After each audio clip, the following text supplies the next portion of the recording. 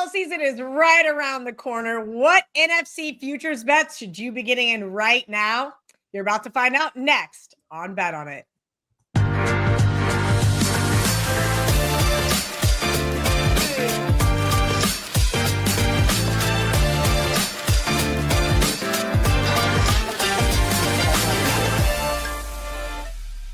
And before you guys say anything, don't worry, we're going to have a new intro ready just in time for college football season. But we had to hawk that one from the last time we were all three together, 2021. The gang is back together. And if you're looking for TNA or Prop Shop, you guys can find those on the WagerTalk YouTube shorts. Those guys will be back for the NFL and college football seasons. I am Kelly Stewart, joined by VR. We call him Gianni the Greek Ace.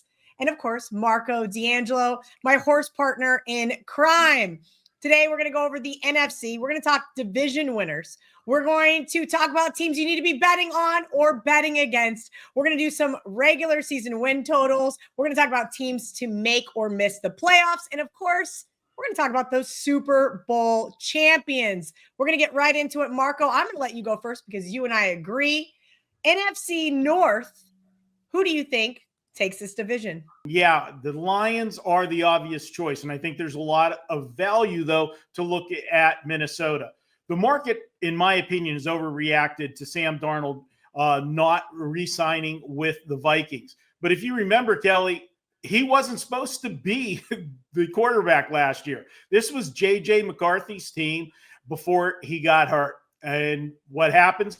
Darnold steps in, and they go on a magnificent run last year. So the question is, was it Sam Darnold who had been a bust his entire career until last year, or was it the system? Remember, this system made Kirk Cousins a good quarterback as well. Kirk Cousins was always decent, but he excelled when he was at Minnesota, and it got him the big contract in Atlanta. And, well, we got hurt the last year in Minnesota, and things never really panned out last year in Atlanta. So I think they're overreacting to McCarthy going to be the quarterback. Will they win 14 games this year? No, they're not going to do that. But I don't think they're going to fall off the face of the earth either. This is a team that has a lot of depth. Their defense played well last year, and this is a wide open division. People really give all four teams a shot to win this division. Yeah, the Lions are the favorites, but remember, the Lions are replacing their offensive coordinator and their defensive coordinator this year. There's going to be some growing pains there as well. I look for Minnesota to be the value play of the NFC North. That was my fault, Marco. We've already had our snafu, episode 1 for the NFL. I'm in the middle of the script, and I'm like, what do you mean, Marco? It's right there. We'll get into the other divisions here in a minute, but I did get too excited that Marco and I agreed here with Minnesota. I think this is the steepest division in the NFL. I think all four teams are going to take a step forward. I'm excited to see J.J. McCarthy healthy with a ton of weapons at his disposal. Last year, you mentioned with Sam Darnold, Marco, I don't think it was Sam. I think it was Kevin O'Connell. And I do like the Vikings plus 360 here to win it. VR, you're going with Detroit. Yeah. The front runner here. We've seen this market kind of move a little bit back and forth. As you can see up on the screen, we have the odds, and they've ever been changing over the last couple of weeks. Talk to me why you like the Lions and maybe why you don't like the Packers, Vikings, or Bears. Yeah, and don't get me wrong, I like plus money more than anybody, but the thing is, I want to cash tickets, and that you'll see by my futures. I'm just looking at what I think is the greatest probability. And when you look at Detroit, bottom line, you guys nailed it, both of you, as far as how difficult this division is. In fact, they were the most competitive division last season. All four, and going into this season, all four teams are projected to be separated by the fewest number of wins out of the entire NFL. And if you look at last season, they had the highest win percentage in NFL history, that conference combined, that division combined, forgive me. They had a plus 384 point differential, and they combined for 45 wins. So it's a tough division, but I'm not too sure everybody's going to take a step forward. Here's the thing. Campbell obviously returns. He's got a ton of weapons on offense with Goff, Gibbs, Montgomery, St. Brown, Laporta. So offensively, this team's stacked. Will the offensive line, which is younger in the interior, are they going to be able to protect? That's the key. I think they'll be okay. And you look at a defense, that's what I like about Detroit, just how balanced they are. They were top 5 in the NFC in point differential. Now, I look at the other teams in the division. Green Bay, amazing season last year with Love. Will he take a step forward? Time will tell. But they were only 1-5 in their division, and they were top 3 in turnover ratio. So they got a little bit lucky. And they're a team with a top 10 toughest schedule coming into 2025. I think they're going to regress a little bit. Minnesota won 14 games last year, also top 5 in turnover ratio, now top 5 in toughest schedule with a rookie QB. And finally, the coaching change in Chicago, the rookie QB, they only won 5 games last year. Like, what kind of forward jump are we expecting, especially with all the hype around Chicago? I think Detroit's that team because they didn't win the big game, because they were arguably the best team in the NFL last year. They didn't get it done. I think they're being a little bit overlooked, as if this team, when they get into the big game, they just can't get it done. At plus 135, I think they win the division, and I think they surprise this year. Quick question, VR, to follow up. And this was my concern about the Lions missing Ben Johnson, their former offensive coordinator, now going to be the head coach of the Bears. Do you think that really is going to affect this team that much, or not really, because most of the offense is still very intact? I do, because Goff is a system guy. Like, if you look throughout his career, that's where he excels. When he has a system and he's a few years into that system and he's got it down to a science, that's where he's excelled. But I think they're loaded enough for the learning curve to give them some time. Because, again, when you do what Detroit did, you're going to lose offensive coordinators. You're going to lose defensive coordinator. That's just what's going to happen. Guys like that are going to move on to head coaching jobs. But as long as the pieces are still there and intact, I'm not as concerned. Because, again, that's just going to happen, the rollover in the NFL. And I think with Detroit having the kind of seasons they've had over the last few, I just think when coordinators come in, obviously they want to implement their own system, but I think you just got to keep the ball rolling. Like, there's not too much they need to change up. So I think Detroit will be just fine. All right, let's move on to the NFC East, another division where Marco and I are in lockstep. Marco, tell me why you think Dallas at 6-1 has some serious value.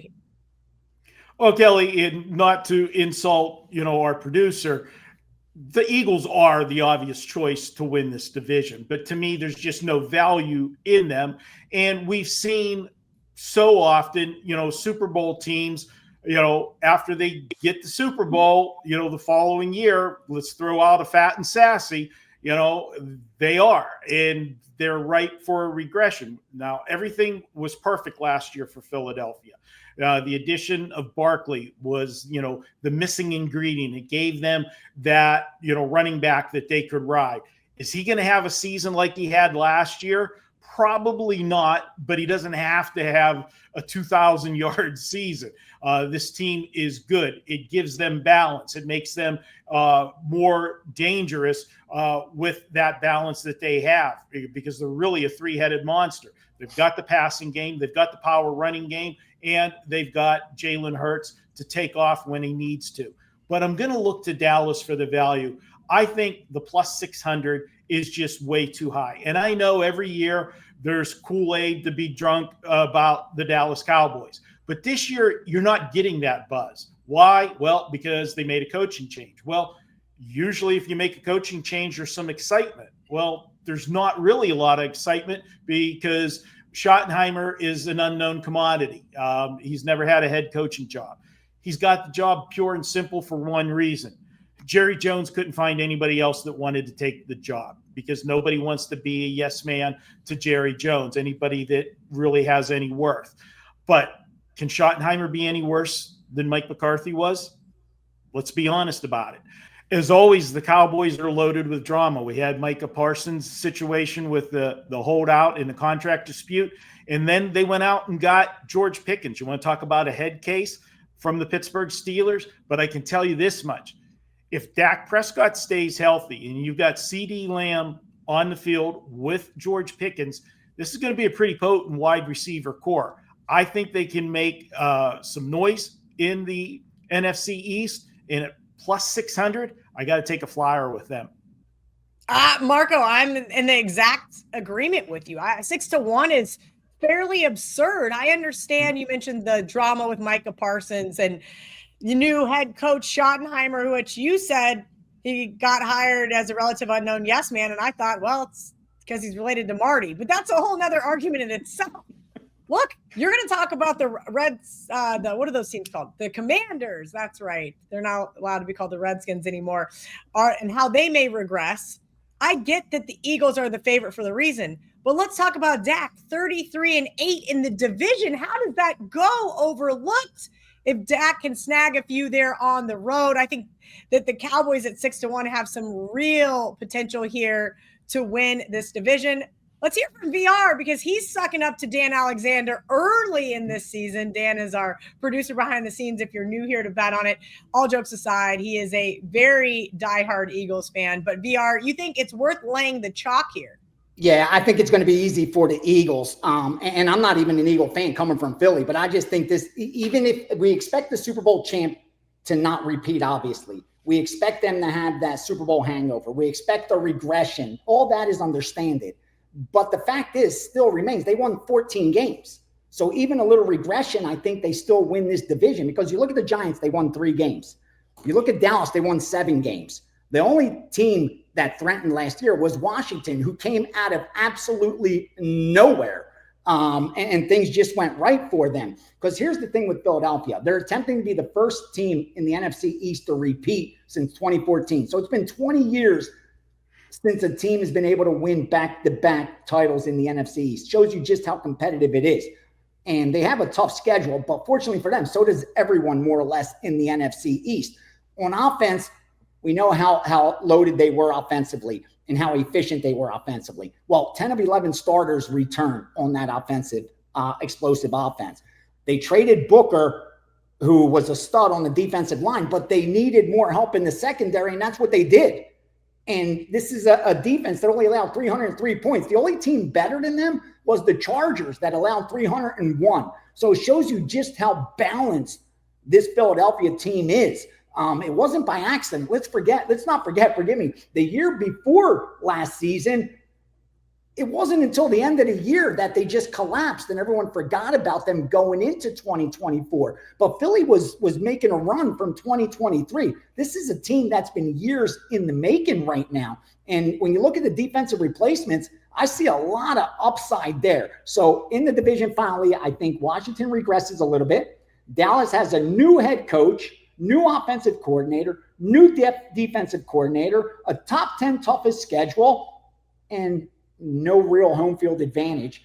New York Giants, just too inconsistent at quarterback. The offensive line issues, that's going to be a big problem for the offense. And they only won 3 games in 2024. What kind of leap are they going to make forward? So again, you got to lay a little chalk, but I think it's warranted. I truly think 2 out of 3 times Philly wins this division, except for injuries. That's the one fear. Like if you lose your starting quarterback, you're going to be in trouble. Other than that, I think they win enough games, even if they regress, to win this division. At less than minus 200, I think it's a bet. And at minus 145, got to look at the Eagles. All right, let's go to a division where we all 3 agree. That would be the NFC West. We all like the 49ers to win this division plus 150. I'm excited for this Niners team to be healthy, and minus the loss of Deebo Samuel, I think they're going to have a very potent offense, especially with Clint Kubiak calling the plays. And Brock Purdy finally got his payday. Marco, I'm going to let you go first. What does that do for quarterbacks? They finally get that, big time check. And sometimes you hear it's a bad thing. That's the only concern I have with the 49ers because, he rode coming into this that he was Mr. Irrelevant. Okay. Last person taken in the draft. We kept saying, when is Ohio State Brock Purdy going to show up? Well, he never really did, and he got paid. I hope we don't see him show up now that he got paid. But all kidding aside, if you look at this team on paper, they are loaded, okay, when they're healthy. And that's been the problem. They haven't been able to stay healthy. Whether, Brock Purdy got, a nagging injury, or you lose a Christian McCaffrey, the heart and soul of this team. That's when this team really went over the top, is whenever they made that trade for McCaffrey. And as long as he's on the field, this team is the team to beat. Defensively, they're stout. And you're looking at a division in which who's going to challenge them? Their biggest challenge is going to come from the Rams. The Rams are one hit away from losing their starting quarterback. They already got problems where Stafford's got back issues in the preseason.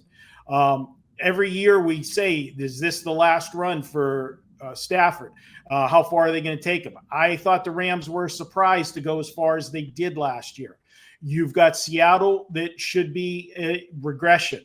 No more Geno Smith there. You got to break in a new quarterback in Sam Darnold. Are we going to see the Sam Darnold that we saw his entire career, or are we going to see the Darnold we saw last year for Minnesota?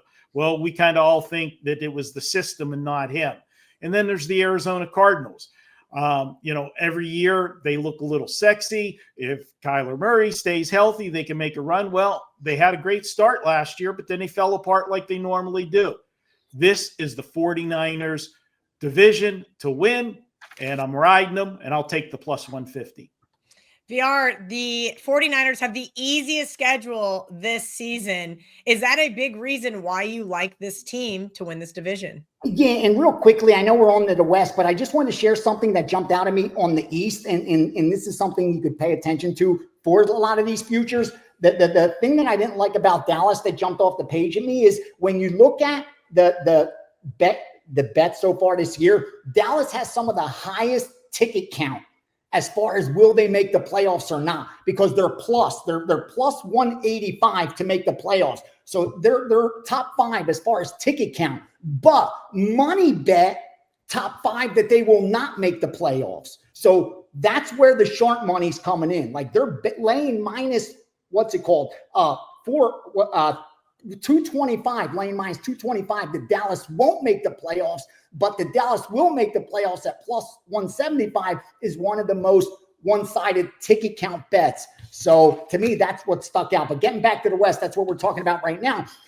San Francisco only won 6 games in 2024, but even when they were 2-2, they were getting sharp money on a future bet for San Francisco because on paper, they were arguably the best team in the NFL, but the injury bug got them. And, in the NFL, that's the key. Can you stay healthy through 17 games? And they had the 6th worst turnover ratio. There's a lot of luck involved with turnovers. They have the easiest schedule like Kelly touched on, and they're just so loaded on paper. The offense returns Purdy, McCaffrey, Ayuk, Kittle. Nice offensive line to protect them. The defensive coordinator returns after that coaching job with the New York Jets. And this defense allowed the most points in the division. So they need that. Only 2 teams in the entire NFC allowed more. So that was the weakness there. You look at the rest of the division, Rams are solid, but like you touched on, Stafford's one hit away from that team going down the drains. And more importantly, they won the division with a negative point differential last year. Can you repeat that? They had a negative point differential and still won the division. There's a lot of luck involved for that to happen. Arizona, I love Arizona. They're going to take another step forward. Offense scored the most points. Defense allowed the 2nd least points, but they just can't win on the road. Until you could take that greatest show on turf on the road, Arizona is just not going to be able to get over that hump. And Seattle, huge changes in the personnel, man. So it's going to take a while for that team to figure out, even though who they are. Plus 150, I think the Niners offer a ton of value. All right, guys, if you are new to WagerTalk and have never heard about our unlimited access or flex picks, I'm going to tell you right now, you can get 7 days of all access or flex picks for just $69. That's less than $10 a day for all the nonstop action. You can get expert picks from your favorite WagerTalk handicappers on preseason NFL, MLB, UFC, WNBA, golf, soccer, and more. You get to choose your go-to expert, or you can switch things up with Flex Access. Your picks, your way. Let's get into the NFC South. VR, I'm going to let you go first. And you and Marco enter agreement here, and I'm kind of the outsider. I cannot believe that Tampa Bay is being offered at even money. This is a team that won 10 games in 2024, their fourth straight division title, and they had a plus 117 point differential, sixth best in the entire NFL. This season, their top 10 easiest schedule. They have a potent offense that scored over 500 points. Mayfield, Goodwin, McMillan, Evans, and now they got a rookie in Amika that might light some things up as well. Defense, I expect them to take another step forward, and that's what they need, this Tampa Bay team. But it's almost a fade against the rest of the division. Atlanta, rookie quarterback, a lot of young new pieces. Will take a while to figure themselves out. Carolina, they're going to improve. Second year under their head coach, GM combination. They added some weapons on offense, but they only won 5 games in 2024. So what kind of step forward are they going to take? Not enough to win the division. Saints, just way too many question marks. Third lowest scoring offense. Only 5 teams allowed more points than them defensively in the NFC. So Saints got a lot to figure out. I'm surprised Tampa Bay is not minus 150. At least 6 out of 10 times they win this division. So at even money, I love the Buccaneers. Worth tying up that money for a few months because that's a nice ROI at even money. All right, Marco, tell me why you agree with VR and let us know anything that maybe he left out of that analysis. Well, that was a brilliant analysis, and I'm not going to waste people's time on piggybacking everything that they said. Just going to point out the rest of the division. This is Tampa Bay head and shoulders above the division. The only team that can contend with them this year is Atlanta, and Ace touched upon it. You've got a rookie quarterback. There's going to be growing pains there. Michael Penix, I love him. I loved him in college football, but he's going to have to score points because the Atlanta defense is still bad. They addressed some issues this year with draft picks in offseason moves, but until I see the Atlanta defense improve enough for consistency level to carry a rookie quarterback that's going to have some off games, I can't do it. Let's go with the team that is solid. And as they said, plus money, I couldn't believe that plus money is available there. They should be a favorite to win this division.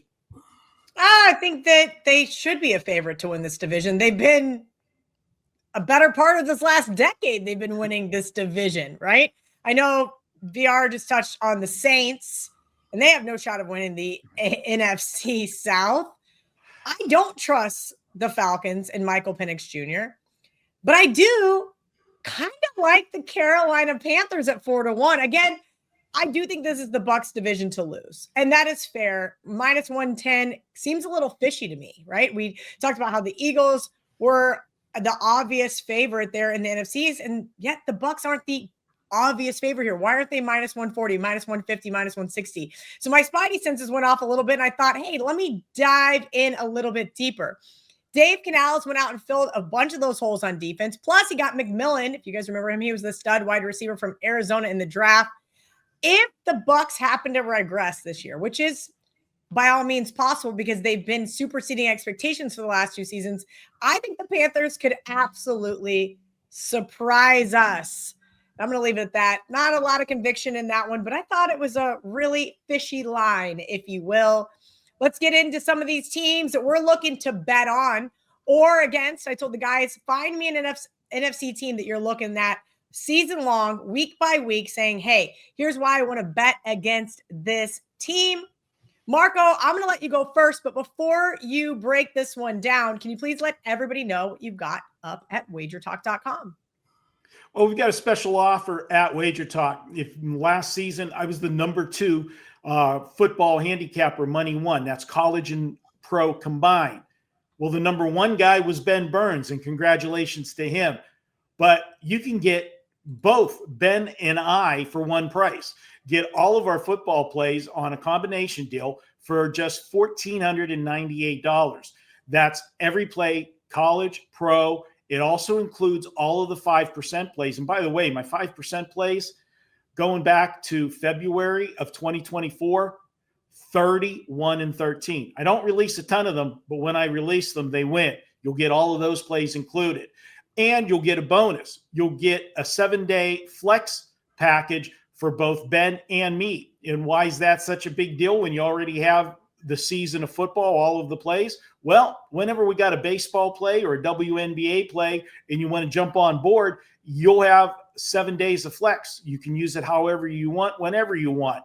So that's an added $99 bonus, which is normally the price that's on sale right now at WagerTalk for $69, as Kelly mentioned earlier, but you'll get that as a free bonus as well. So check out the number 1 and number 2 football handicappers from last season in one package over at WagerTalk.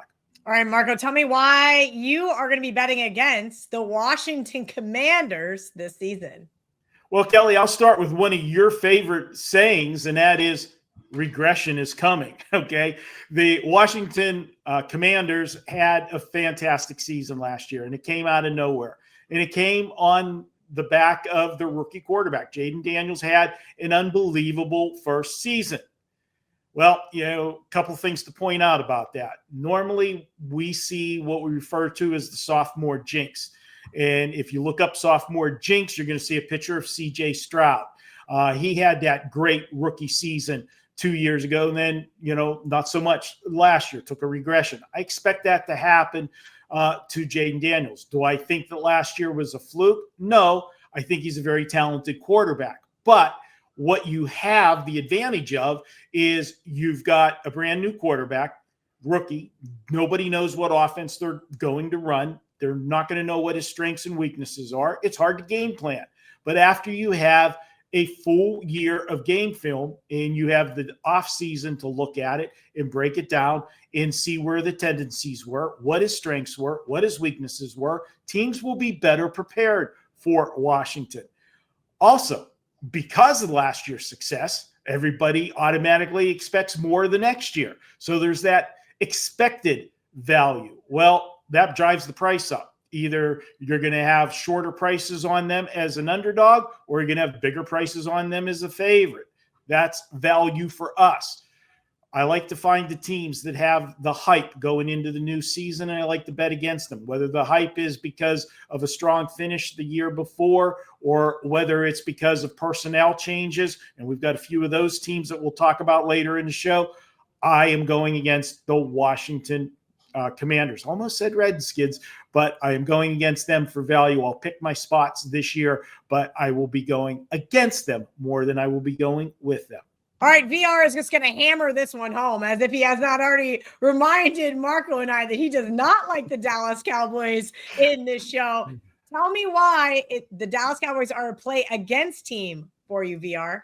Yeah, and see, I got a little ahead of myself. I'm still in preseason. Got to get in regular game shape. This is new. See, even underdressed, so forgive me for that. It's just been a very, very busy week. And I was just getting excited. And I'm a Dallas fan. Growing up in Philadelphia, that was how you piss people off with Dallas gear. But you can't overlook the fact they had the third worst point differential in 2024. So that's a lot to overcome. They have a top 10 toughest schedule in 2025. They already have a weak home field advantage. We're only 2 wins there last season. I talked about it before. New head coach, offensive coordinator, defensive coordinator, new offensive pieces. Prescott, if he gets hit, will he be healthy? And I got to repeat this again. 2 top 5 ticket counts, okay? Top 5 ticket count that they will make the playoffs. Top 5 money bet that they won't make the playoffs. That to me is a telling sign where the sharp money is. So again, coming from a fan of Dallas, I think they're a fade team this year. All right. And the team that I'm fading is the team I've been fading for, well, a really long time. And sorry to our social media producer, John Hoagland. I know he texted me and corrected me because I said, this team hasn't won 10 games since Jay Cutler. And I said, yeah, that's true. And he goes, did you fact check that? And I go, no, I don't need to. I've been betting against this team since I moved to Las Vegas. And he goes, well, actually, Trubisky won 12 games in 2018. So shout out to him for not letting me look like an idiot on the show. But at the end of the day, I mentioned to start the show, this is the toughest division in football. The NFC North is so hard to break down and to look through to see who's going to take steps forward and teams that might regress. Now we're going to have second year with Caleb Williams, more tape for defensive coordinators to break down. And Ben Johnson or not, that coaching carousel just keeps continuing at Soldier Field. You guys mentioned earlier how important it is to have that continuity within the coaching staff. Well, guess what? Another couple of years and another couple of years and every couple of years, here we are with the Chicago Bears, round and round and round until I see less of that. I'm betting against the Chicago Bears. I'm taking their season win total under, and I'm going to be looking for value to bet against them week in and week out. Let's keep continuing about the NFC North here. VR, you have a NFC North team to miss the playoffs. This is a segment that I said, hey guys, I want some plus money, whether it's a team to miss the playoffs or to make the playoffs. Find me some value. VR, you think the Packers missed the playoffs? Yeah, and Chicago was one of those teams, Kel, I was looking at as well. And the reason is they fall under that same situation that Dallas does, where they're getting heavy public money, top 5 in ticket count that Chicago will make the playoffs, but top 5 in money bet, laying -175, that Chicago will not make the playoffs. So I like that one. But I'm going to go to the Green Bay Packers because they're that sexy team this year. And it's a small plus money that they will not make the playoffs. But another situation where a top 5 ticket count that they're going to make the playoffs, so that the public's in love with this team. But you can't forget, they have a top 10 toughest schedule. They were 3rd in turnover ratio last year, so they got really lucky. They stayed healthy throughout the season. They were a team that didn't have a ton of injuries to deal with. That's hard to do in the NFL, to stay that lucky. I just think the Green Bay Packers are going to come into the season overvalued, and I think you're going to be charged a premium to back them week in and week out. Because of Jordan Love, I'm looking to find spots to bet against the Packers. Oh boy, Marco doubling down on the Dallas Cowboys. Let's hear it. Why do you think Dallas makes the playoffs? I'm assuming that's in the same rationale as if are a 2-horse race to win the NFC East, they're going to sneak into the playoffs. That's exactly it, Kelly, because part of the reason why I think Dallas sneaks into the playoffs is because of the NFC North being as competitive it is. If those teams end up knocking each other off and they end up with, you don't have the 14-win team like you had last year, how many teams are going to make the playoffs out of that division?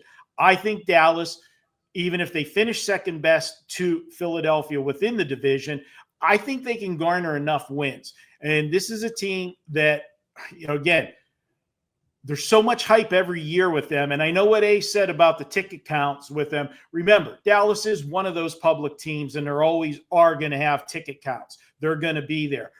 I just think that people are forgetting this team. They're overlooking them because of the coaching change. Dak was not healthy last year, missed a lot of the season.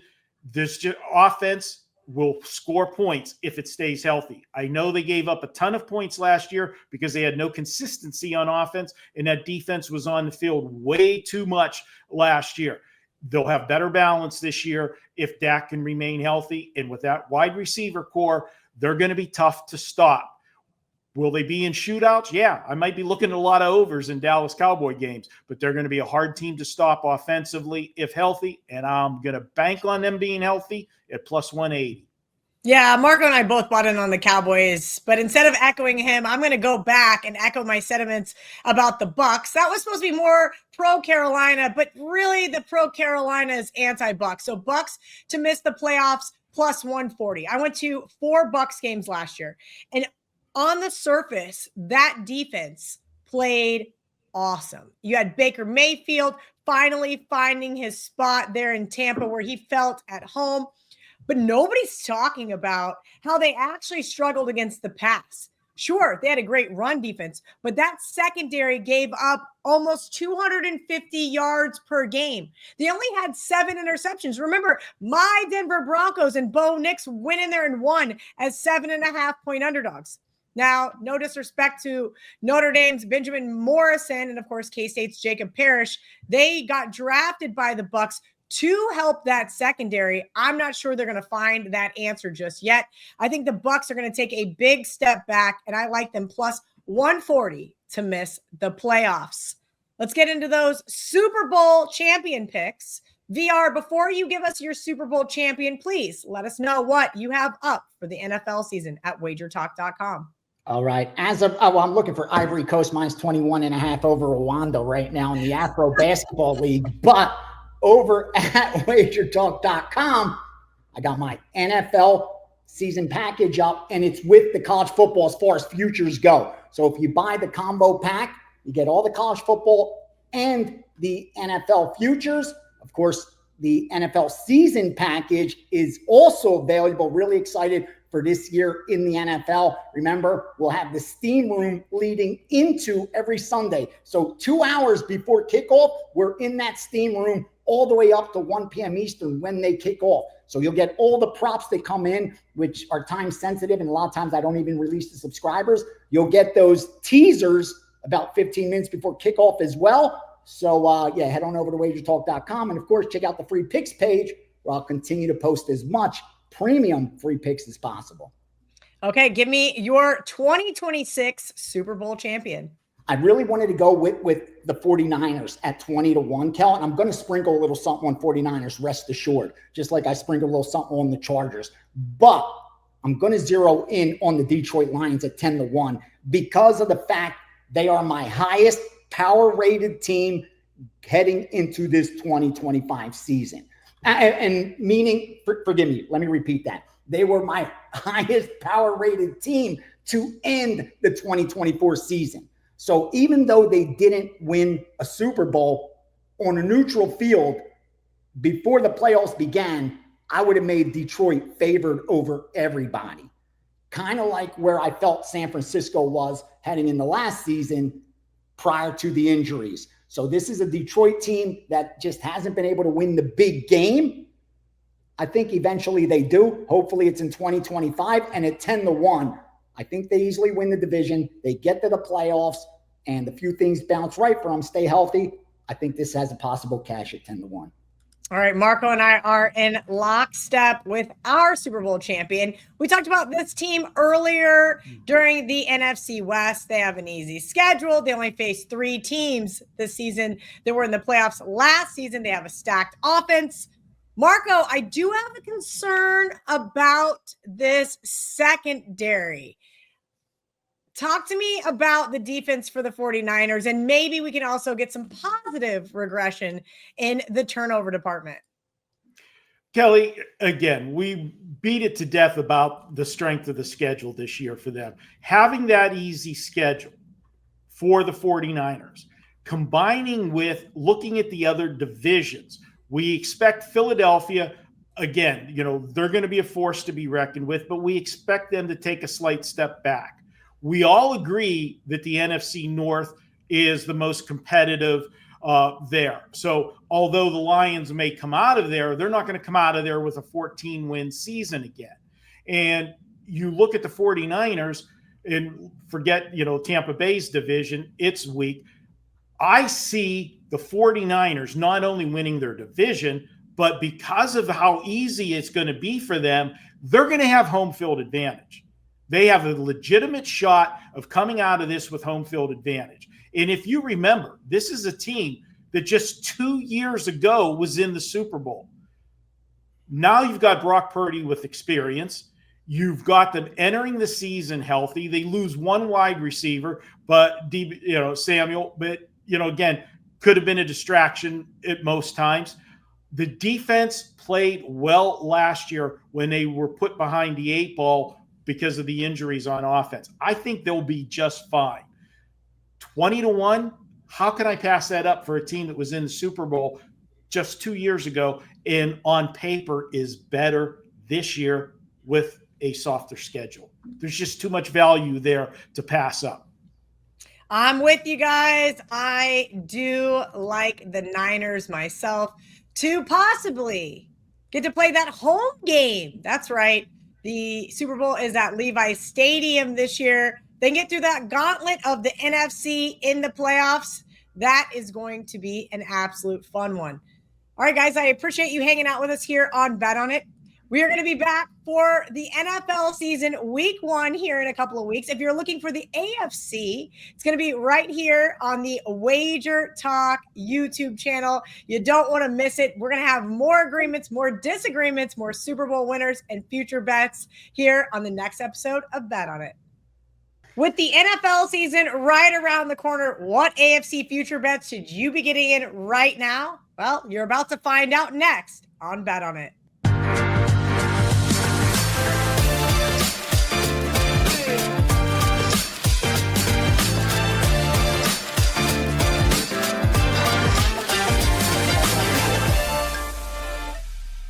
Kelly Stewart here, joined by Marco D'Angelo and Gianni, the Greek boys. Football season is finally here. I'm so excited. We're going to discuss some division winners today, as well as some teams to play on or against in the AFC, some teams to make or miss the playoffs, of course, some season win totals, and those Super Bowl champions. Let's get right into it.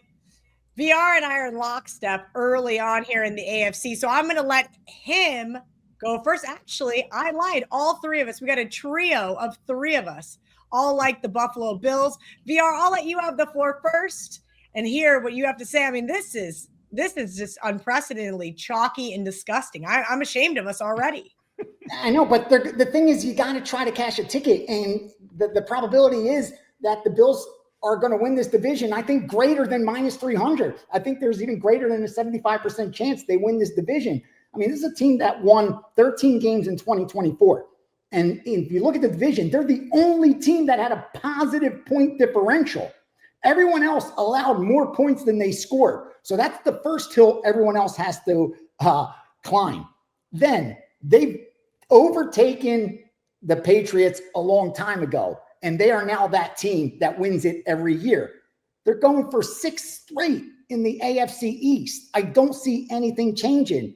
You have MVP quarterback in Josh Allen. Now, last year was a historic type of season. He's going to regress off that. It's going to be almost impossible to sustain that kind of production. But you don't need to in that division to still win it easily because they just have so many weapons on offense. They're first in the AFC as far as point differential goes.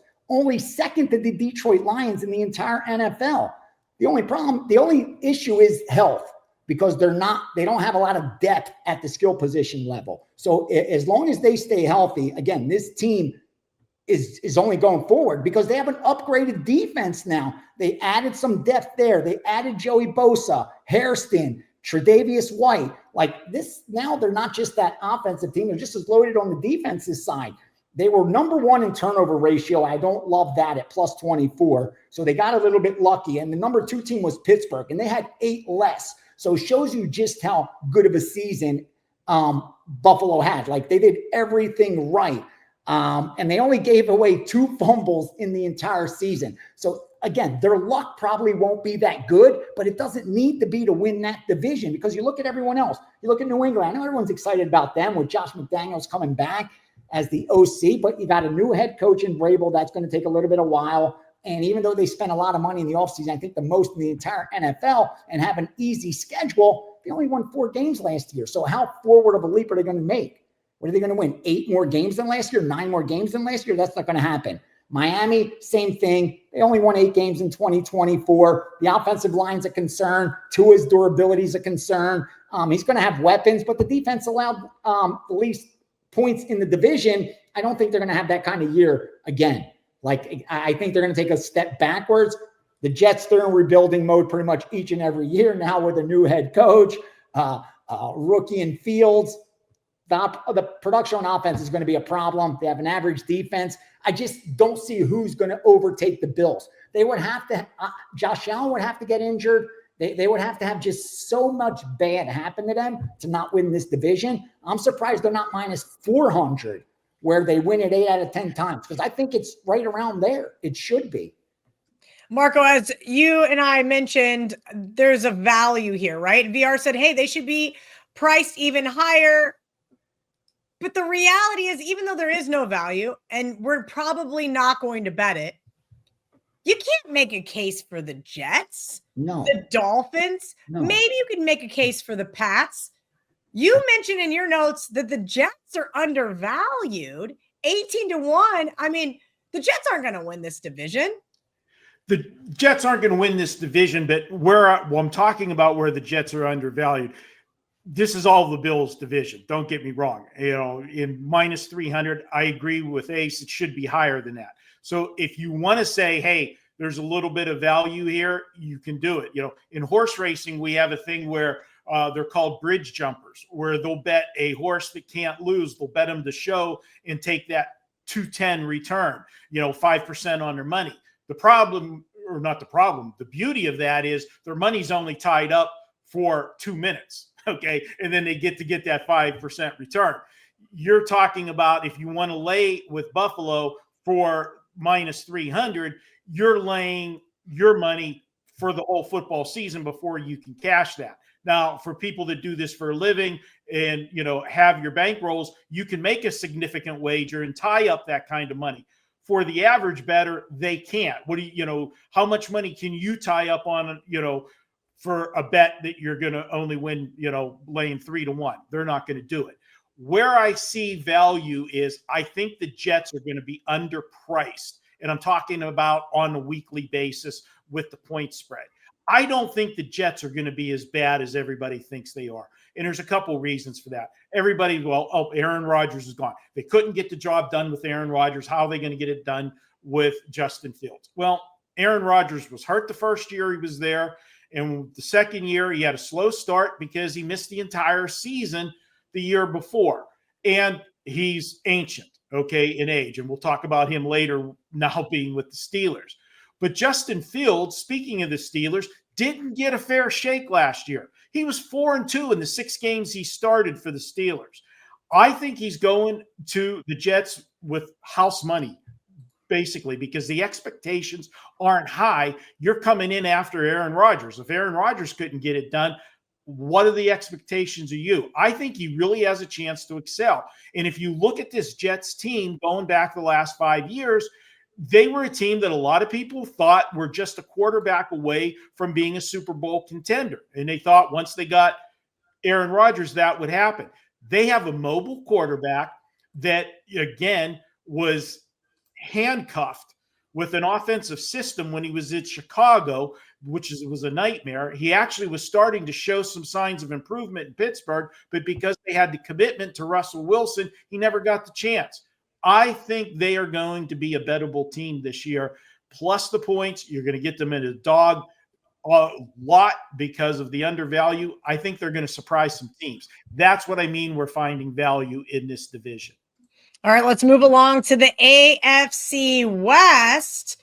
Now, I think it's funny. None of us picked the Chiefs here. And I think that kind of is for obvious reasons. Chiefs cheapest price to win this division in the last 5 years. Very, very telling. And that's because I think we're going to see 2 teams take a step forward. I'll talk about one of them and I'll let the boys talk about the other. John Murray told me back in June when we did an episode of Kelly and Murray that Broncos got bet to win this division. They got bet to go over their season win total. And I thought, whoa, wait a minute. I thought the Broncos kind of superseded some expectations. That is coming from the girl with the Broncos helmet behind her. But I do think Bo Nix in his second year is going to be very interesting with Sean Payton. I think my biggest caveat here and why I thought, all right, let's find a team that can go toe-to-toe with the Chiefs. And everyone seems to like the Chargers. Obviously, I'll get into that Chiefs disdain and value later on in the show, as I know the comments are going to want to say. And by the way, while we're on that subject, give us a like, hit that subscribe button. And if you think we're dead wrong, tell us in the comments. If you agree with us, we like those comments as well. VR, I'm going to let you go first. Talk to me about the Chargers and why you don't think it's going to be the Denver Broncos. Yeah, I really do think this Charger team is live. And if, things fall right for them, I think they're going to surprise a lot of people. They won 11 games in 2024. They had a better point differential than the division winner, Kansas City. That offense scored the 5th most points in all of the AFC, and the defense allowed the least points in all of football, okay? They made the playoffs in Harbaugh's very first year. Bear has even more offensive weapons this time around. Now, the defense, all the talk is they lost Bosa, but they're still solid. They're still solid. If you look at their strength of schedule, too, it's average. It's mid-level. It's not as if they have the toughest strength of schedule this year. Now, Kansas City's still the division favorite, obviously, but with a revamped offensive line, 6th toughest strength of schedule, and only had the 5th best point differential in the AFC in 2024. So even though they represent the AFC in the Super Bowl, they were only 5th in point differential. Got a little bit lucky there. Now, you look at Denver, Bo Nix, second season, more weapons, but a little regression should be expected from an offense that scored the most points in the division and a defense that allowed the second least in all of the AFC. But they benefited from an easy schedule last year, that's for sure. You look at Vegas, rebuilding mode, Carroll's first year, everybody knows about that. Geno Smith, rookie running back. They just need a lot of help. Only 2 teams scored less points in the AFC than the Raiders. So they're just way behind, and they were tied for second worst in turnover ratio. 0 wins in the division in 2024. They pose absolutely zero threat. I like the Chargers to overtake Kansas City, and they're giving me 3-1 at that shot. Got to take it. 1 in 4 times they surpassed KC. All right, Marco, anything to add to the Chargers analysis from VR? Oh, Kelly, it's more where I'll go is I'll say why I didn't take Denver. The narrative is Kansas City is slipping back to the field and Denver and the Chargers are moving closer forward. You're going to be Team Harbaugh or you're going to be Team Peyton. The reason I think you're going to see a better step forward from the Chargers is this. They've got the veteran quarterback with Justin Herbert versus Bo Nix. He had a great rookie season. Can he duplicate that? I talked about it in the other video that we did. Sophomore jinx. The rest of the league has game film on him now. I think you've got a veteran quarterback that, remember, with the old coaching staff, and we made a lot of fun with the gambling that he did and everything. When I say gambling, the chances he took, on 4th downs and different things. This team was still very close to getting over the hump. Now they've got a good coach that is in his second year. And compare what happened last year with Sean Payton from year 1 to year 2. You saw the big jump up. You're going to see that big jump up this year with the Chargers. And I think they have a better core in the veteran quarterback to make a bigger leap. I think this is the Chargers' year to get it done. All right, let's move along to the NFC North, where VR and I are in agreement here. And look, Ravens, pretty chalky. Not horrifically chalky, but chalky enough that I don't think I would actually get to the window with them. It's not so much a play on the Ravens as I just don't see it being the Steelers, who, by the way, Aaron Rodgers and I are the same age. I know how I feel just sitting in this chair doing these shows, let alone getting hit by 250-pound men. Let's talk about Joe Burrow, his 6th season, running a little short on time. I do believe Lamar has finally bought into the system with Derrick Henry by his side. VR, tell me if there's some value here in laying the chalk with the Ravens. Minus 165 now currently is pretty steep. A ton of value, Kel. And here's the key. Here's what you got to remember. I know that many recreational bettors don't want to tie up their money for 3 or 4 months at a minus 160. They don't mind doing it at plus 400, plus 500. But the goal is to place good bets and move on. And if you're bet sizing correctly based on your bankroll, then you shouldn't be worried about tying up your money long term. The only reason that becomes a problem is if you're over betting your bankroll or you're underfunded. That's it. Otherwise, you should want to place a bet where you're getting the best of it. And right now, the Ravens at anything less than minus 200 is giving you the best of it. This is a team that won 12 games in 2024. They were tied for first in the AFC in point differential with the Bills. Number 1 in yards per play was this Baltimore team, okay? They're the highest. At the end of the season, they were my highest power-rated team in the AFC. The fact they didn't win the Super Bowl is irrelevant. This is the NFL. They don't play 7-game series. The cream doesn't always rise to the top. There's a lot of randomness in the 60-minute football game. But when that season ended last year, Baltimore was the highest power. There was no one in the AFC that was going to be favored over Baltimore. Okay. They were a top 3 offense and a top 3 defense, the most balanced out of everyone that made the playoffs. And they're trying to be the first team now in division history to win it 3 straight. Shows you how competitive this division has been. Harbaugh's now signed through 2028. There's comfort there. They return their offensive and defensive coordinators. So no new faces there. The defense was elite, and they just added more to it through the draft. On offense, they're loaded. The only question mark is the kicking game because Justin Tucker's finally gone, but he's aged now. So they're doing the right thing. You look at the rest of the division because that's what you have to fade. Cincinnati, offense, potent, scored 3rd most points in the AFC, but they also allowed the 3rd most points in the AFC. They got a new defensive coordinator, and they picked up some draft picks, but you're not tested yet. So you can't take a flyer on them yet. I just don't think going out on that risk curve, the return is good enough so far. Pittsburgh, the end of the season, you saw how they unfolded. They lost 4 straight. They have a top 10 toughest schedule in 2025. And Aaron Rodgers isn't in his rookie season. So there's going to be questions marked there with the age and durability. Finally, Cleveland, worst turnover ratio, 6 more than the 2nd worst. So they should get a little more lucky this year, but they won 3 games last season. How far are they going to progress with the 2nd toughest schedule in all of football? How the Ravens aren't minus 200 is beyond me. Ton of value at anything less than that. Ravens win this one easy. All right, Marco, tell me why you're being the contrarian here and taking the Bengals.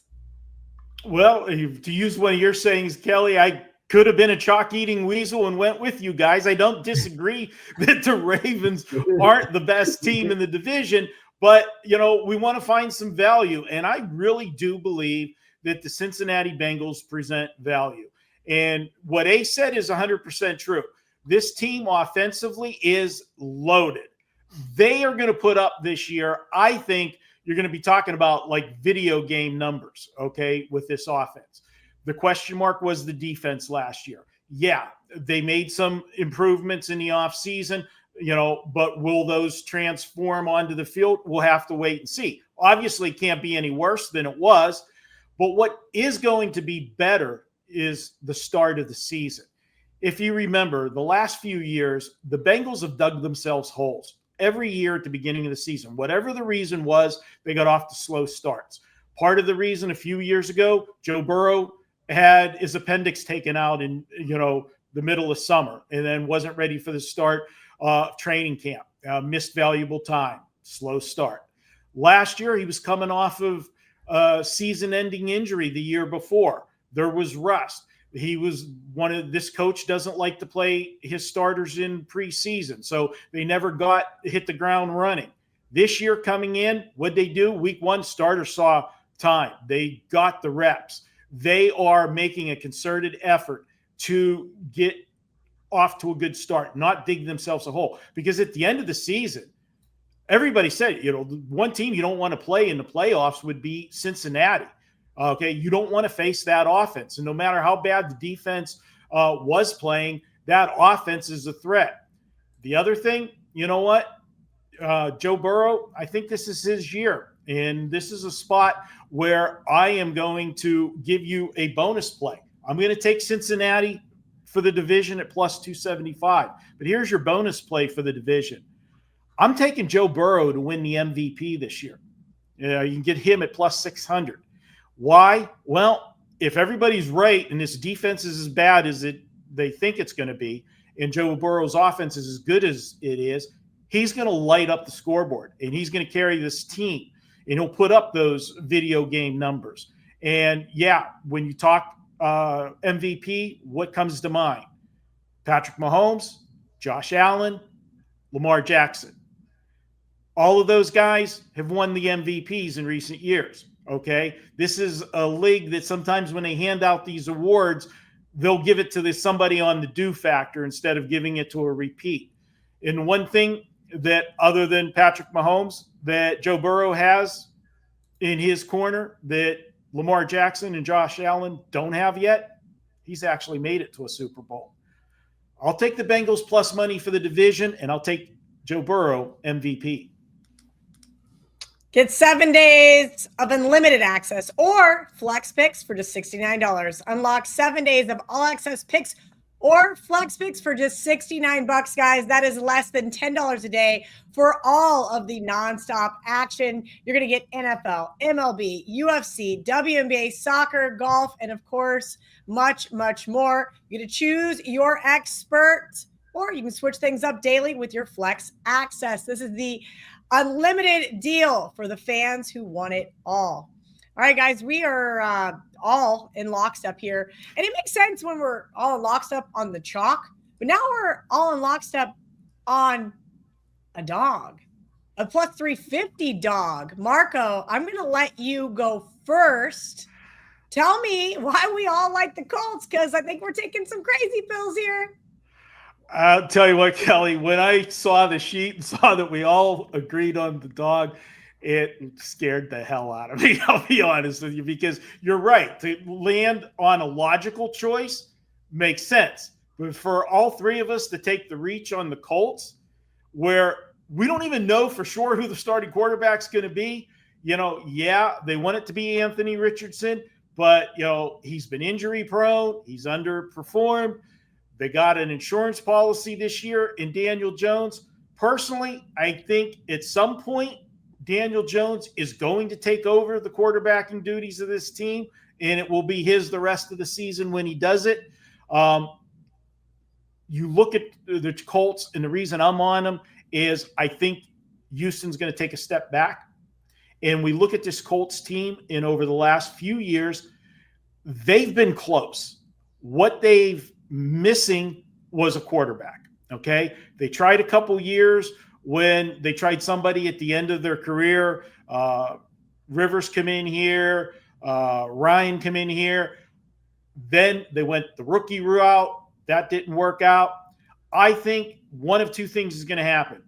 Either Anthony Richardson finally has the light bulb go on and he gets it and he stays healthy and everything's fine. I'll ride that.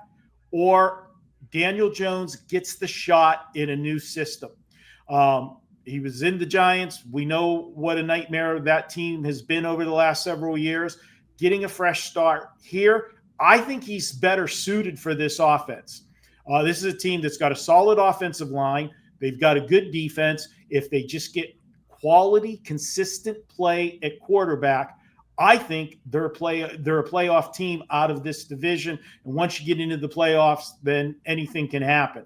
I'll go ahead and take the Colts plus the 350, and let's see what happens as the season progresses. But, wow, all three of us on a dog, Kelly? How often does that happen?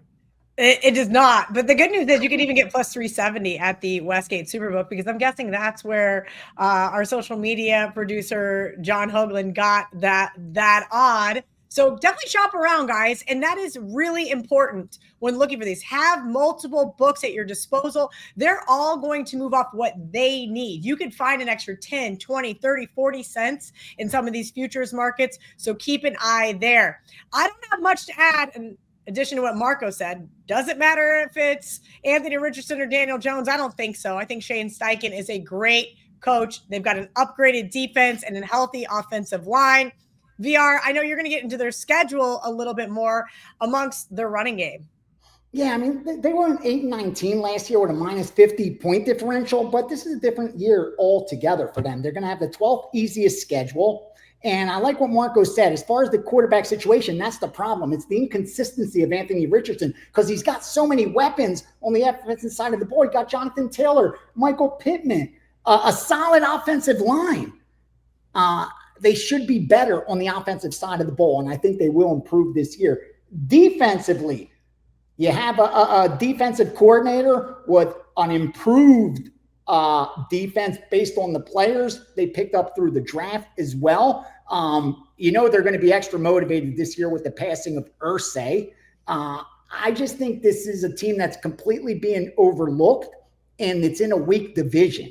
And getting that plus 350 is what is really attractive to me, because when I look at Houston, They won their third straight title in 2024 with 10 wins, and they have a solid defense. They allowed the least amount of points, but Stroud's he's going to regress this year for sure, I expect, because of that weak offensive line, new offensive coordinator, eighth toughest schedule. It's not going to be easy for this Houston team to repeat. Jacksonville, they only won 4 games last year because of the injury to Trevor Lawrence. A lot of weapons he returns. I even took a small flyer on him at MVP at 50-1. I don't suggest you do because the defense is still weak. Only one team allowed more points than them in the AFC, so they need to shore that up.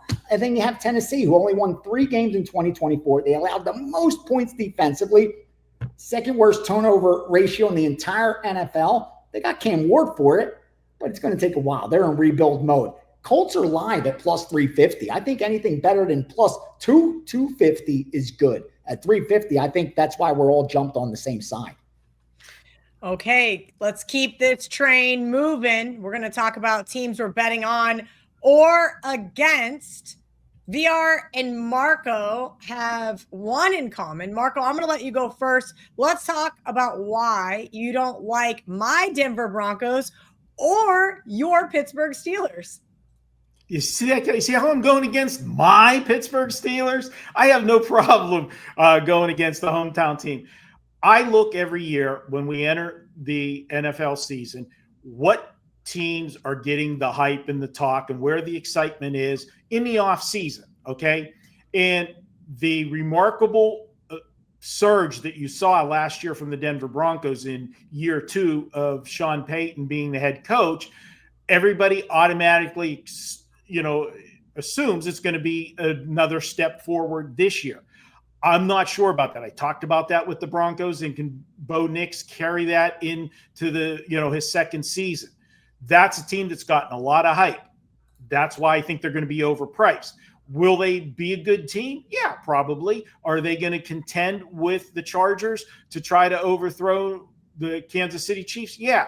But I'm talking on a week-to-week basis. I think they're going to be priced overvalued. I think when they are a favorite, they're going to be laying too many points. When they're an underdog, you're not going to be getting what you should be getting with them. So I'm looking to go against Denver.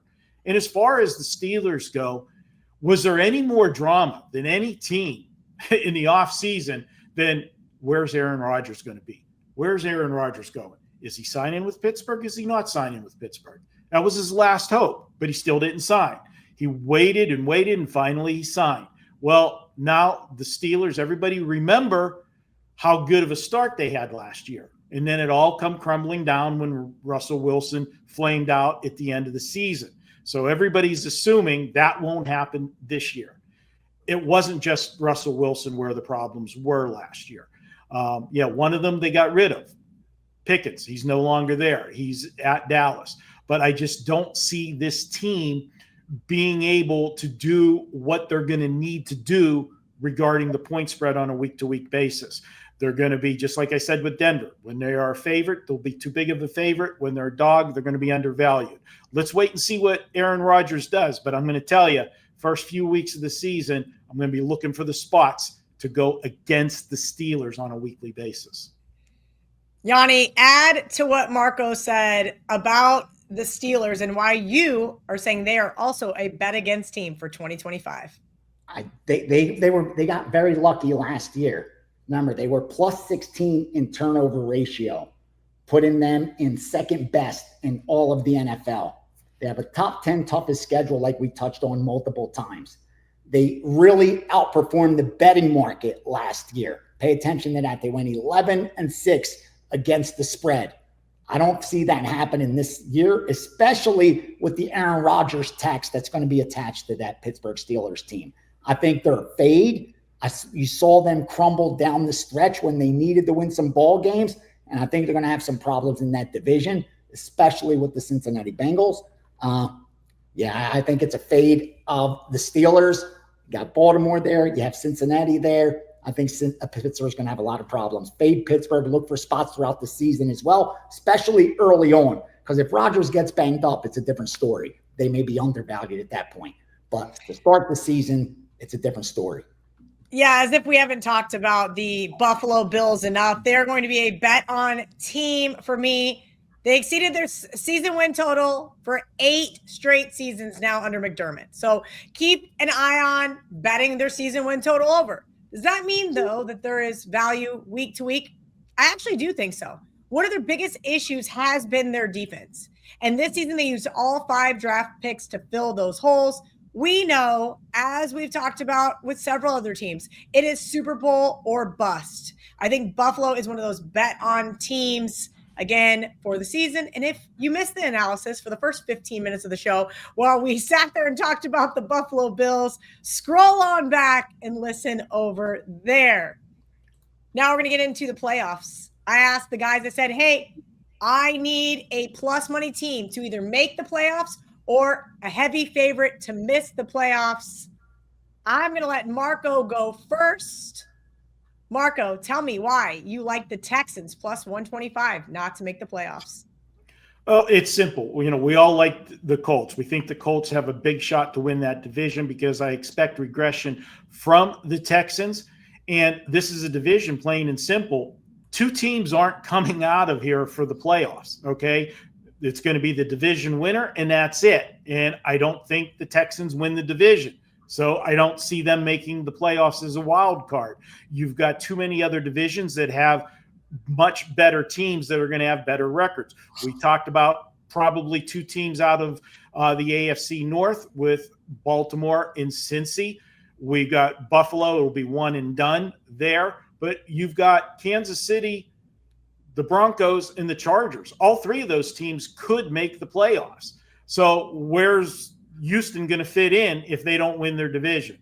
That's why I'm going with Houston not to make the playoffs at plus 125. Okay, VR, you also like Houston not to make the playoffs. But before you add on to what Marco said, please let us know what you have going on for football season over at WagerTalk.com. Yeah, you want to jump on board 2025. Really excited for NFL and college football. Right now, I have up my futures package, which includes NFL and college football combo, over about 9 or 10 already in there, including a 5% big move. The rest will be 4% because only best bets are going into that package. You'll get a lot more between now and kickoff. Otherwise, it's week by week. Looking forward, like I said, and especially make sure bet on it each and every week. I will be sharing a ton of gold. I'll have a lot throughout the season. So excited for 2025. We are excited for that gold, those steam plays that we love to see every single week. But first, VR, you have to tell me why you think the Texans take a step back. As Marco mentioned, we all like the Colts, and that usually correlates with the teams above them stepping back. But nobody's really talked about the Jags. Do we also think the Jags are going to regress even further than they did the last 2 seasons? No, not really, because I'm hoping a healthy Trevor Lawrence improves that team. But I just think they're just way behind. Like, they have a lot to make up, having won only 4 games last year. This Texas team was the Texans were as phony as a $3 bill. I mean, they won 10 games. They won the division, but they had a 0-point differential. That's not like you play that season out 10,000 times. They're not going to win 10 games with a 0-point differential in the NFL. So they really got lucky. That's not going to happen back-to-back years, especially when you have an 8th toughest schedule in all of football. Again, a healthy Trevor Lawrence in Jacksonville. Tennessee, what's Tennessee really going to do? They were the worst team in all football, but they're excited with the number 1 draft pick. And then you have the Colts, which I think are on the up. So this is going to be a big test for Texans, and I just don't think they're that team. They're not that team that's going to take over and now be dominant in that division.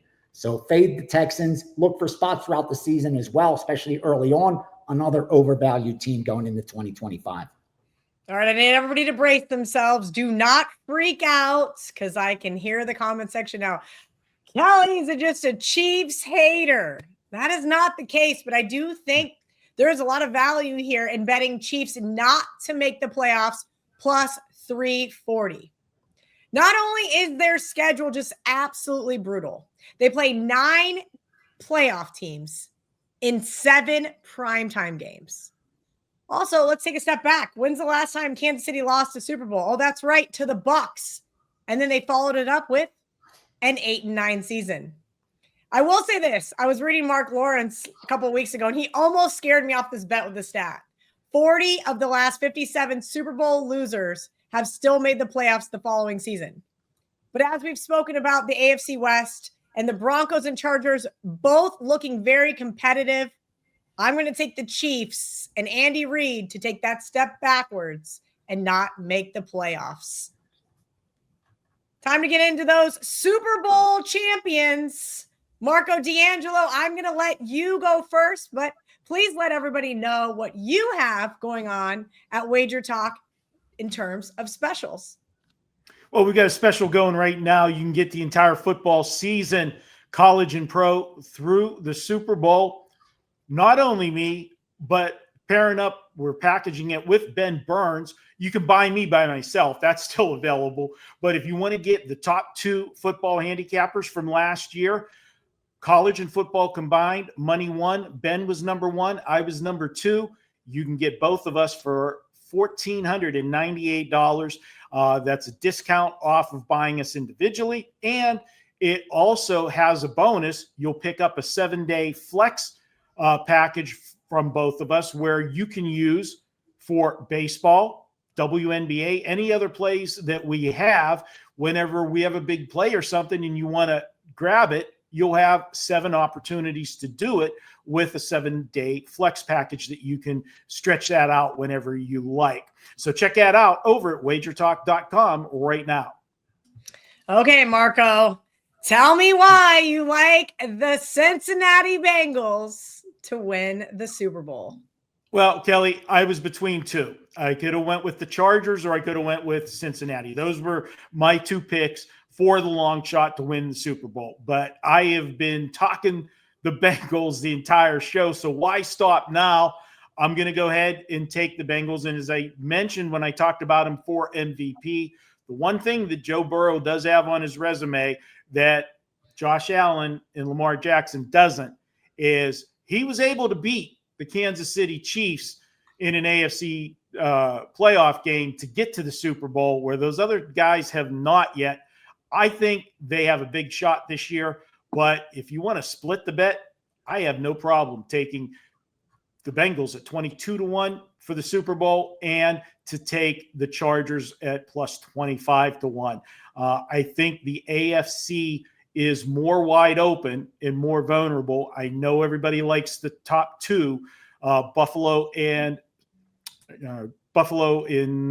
Baltimore, but Kansas City is still there, which gives value because people still believe in them and Patrick Mahomes and the Swifties.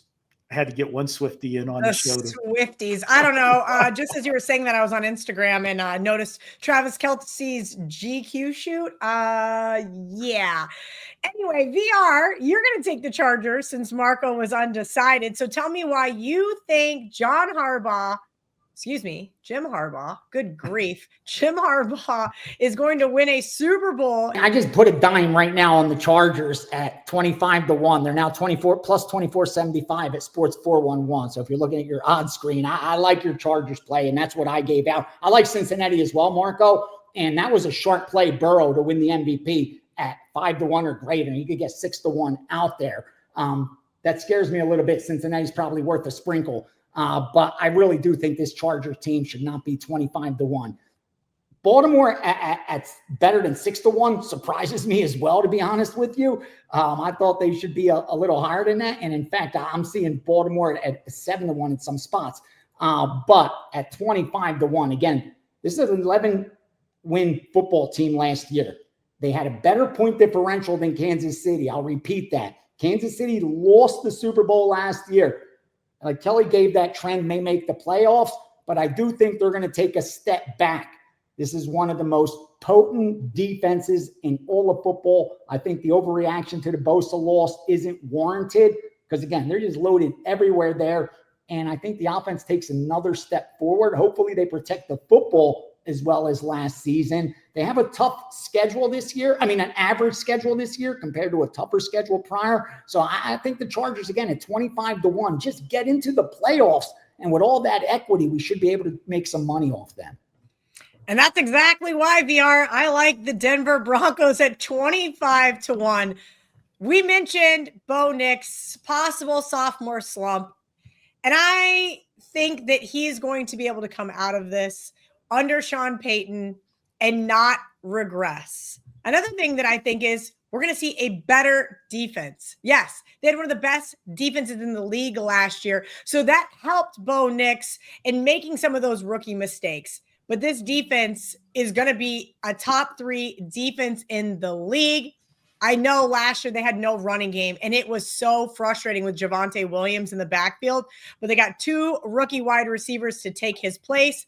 A great offensive line for those 2 and Bo Nix to play behind. And speaking of positive regression, which has been the name of the show, Broncos last season 1-6 in 1-score games.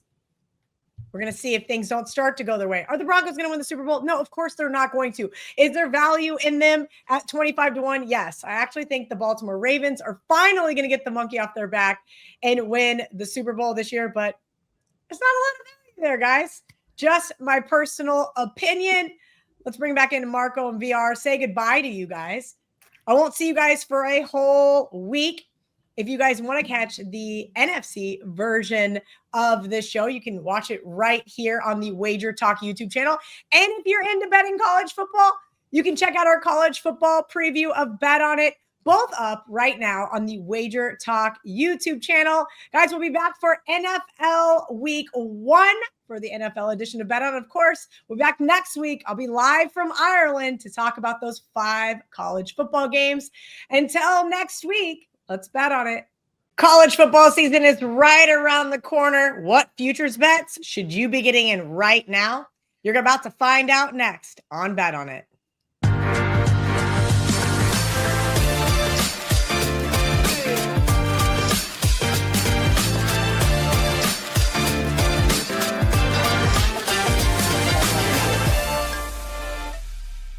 What a blast from the past. I guess we're going to use our same intro from 2021. That's right, guys. That's the last time us 3 did a solo show together. But we listened to everybody in the comments. We listened to our WagerTalk friends and family. We decided to bring it back.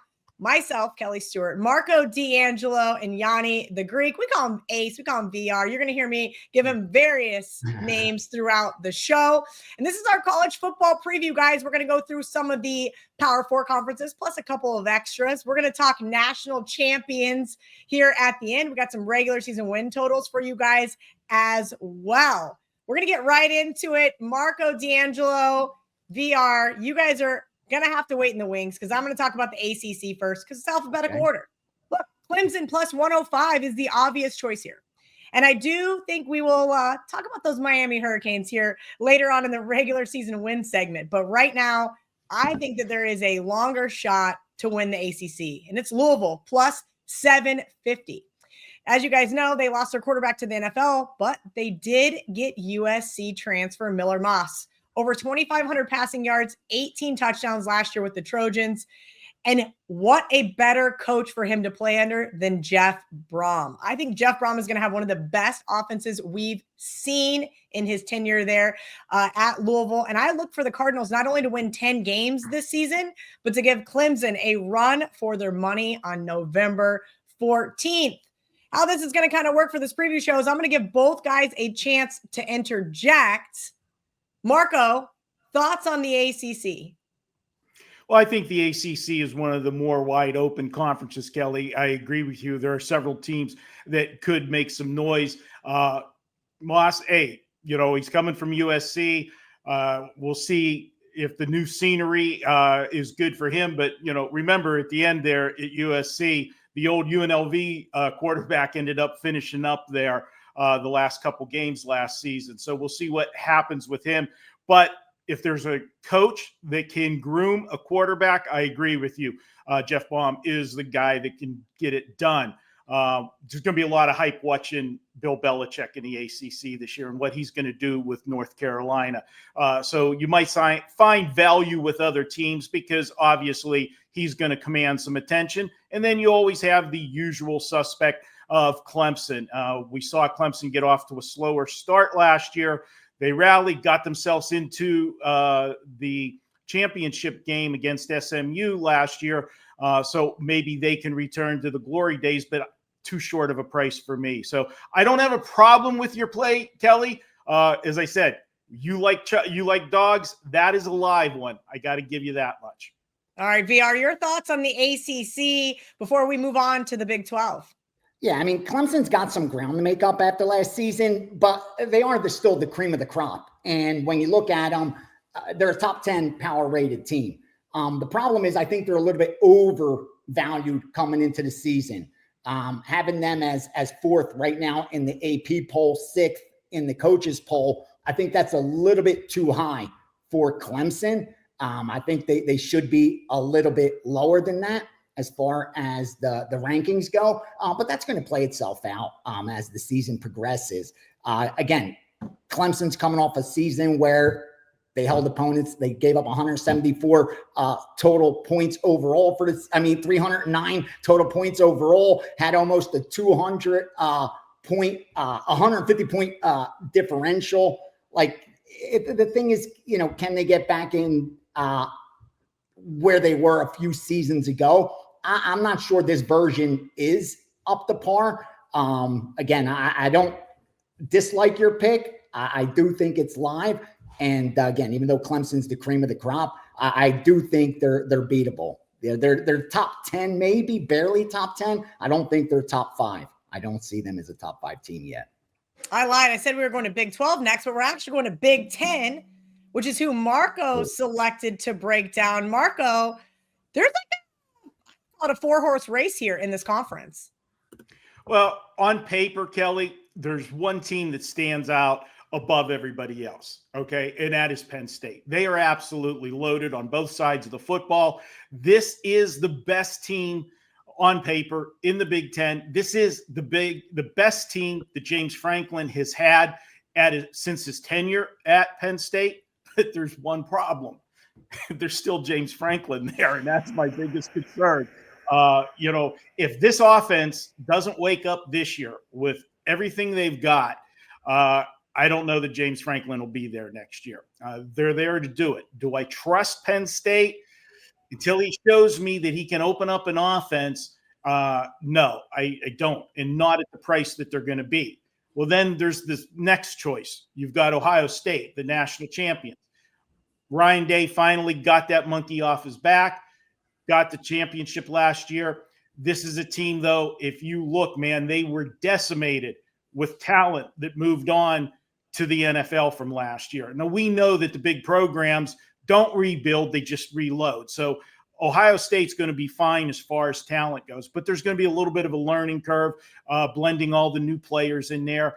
And, it's the first show of the season. I got to get a fat and sassy in there somewhere.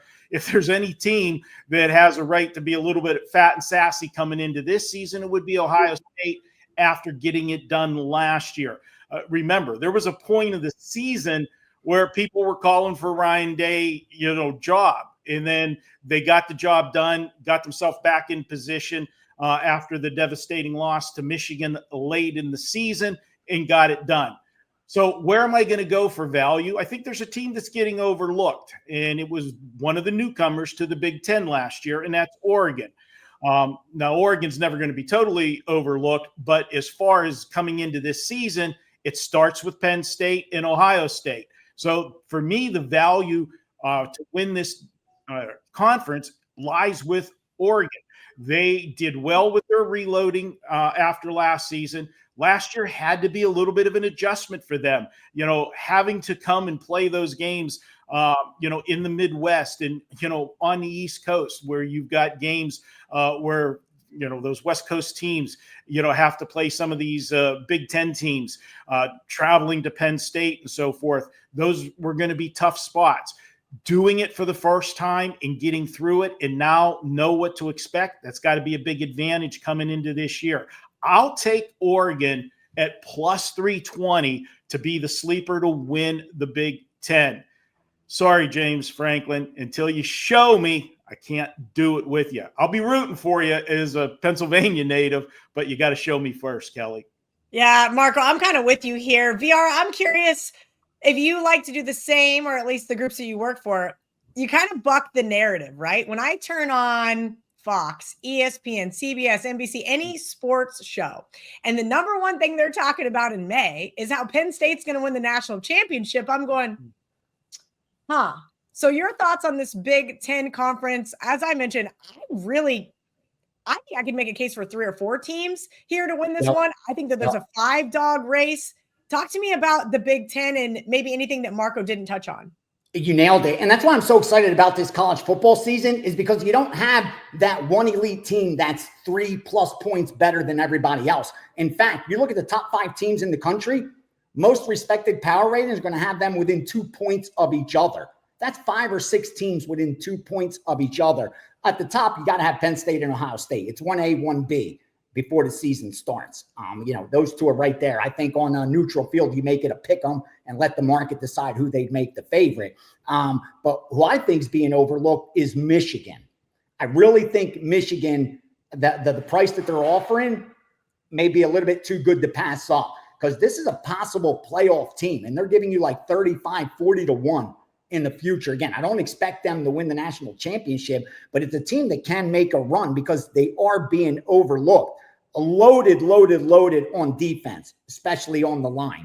Like, it's going to be tough to put up points against Michigan, and that's going to give them time to figure out the quarterback situation, because you have the transfer in Mikey Keene, and then you have the freshman in Bryce Underwood, who's supposed to be a stud. Those guys got time to figure it out. Why this defense keeps the scoring low, because you have a running backs that a duo back there that could get the job done and put up points for you. So for me, I think Michigan's that team that's being overlooked this year because of just how good Penn State is, just how good Ohio State is. And I think they could sneak up on some of these teams. And more importantly, I think the price that you're getting on Michigan makes sense. It's tough to choose between Penn State and Ohio State, but for a long shot, I like Michigan. Whoo! Let's see who you like for the Big 12. I'm sitting here looking at VR's notes, and I'm going, man, you've got K-State, Texas Tech, Utah, Baylor, Arizona State, all basically in the running here to win the Big 12. VR, tell me why you think it's going to be Arizona State without Cam Scatterbo. Because they came out of nowhere last season, and I think that's going to propel them forward. Here's why. It's a conference that has a ton of parity. 43% of conference games last year were decided by less than one score or less. So there were a lot of coin flip results last season. And then you look at Arizona State, Kansas State, Texas Tech, Utah, and Baylor. That's 5 teams that are giving you between plus 550 and plus 700. So again, amongst each other, they're all almost a coin flip. But here's why I like Arizona State, because even though Scatterbo was 39% of the team's yardage from scrimmage, which tied him for 4th in FBS, they return about 80% of their total production. That's the key. So I think you'll be able to fit in running backs that, again, they're not going to be Cam Scatterbo. But I think if you run like now, even in the NFL, we don't see those backs that have 1,500 yards. You have multiple backs. I think Arizona State's going to have to do something like that until someone steps forward and really tries to replace them. But I think they'll be fine just with that, because they have a Heisman hopeful quarterback. They have weapons at wide receiver, offensive line to protect them, and the bulk of the defense is returning that only allow 22.5 points. I think that again, you're losing a huge piece, but I think there's that overreaction. We talk about it all the time in the NFL.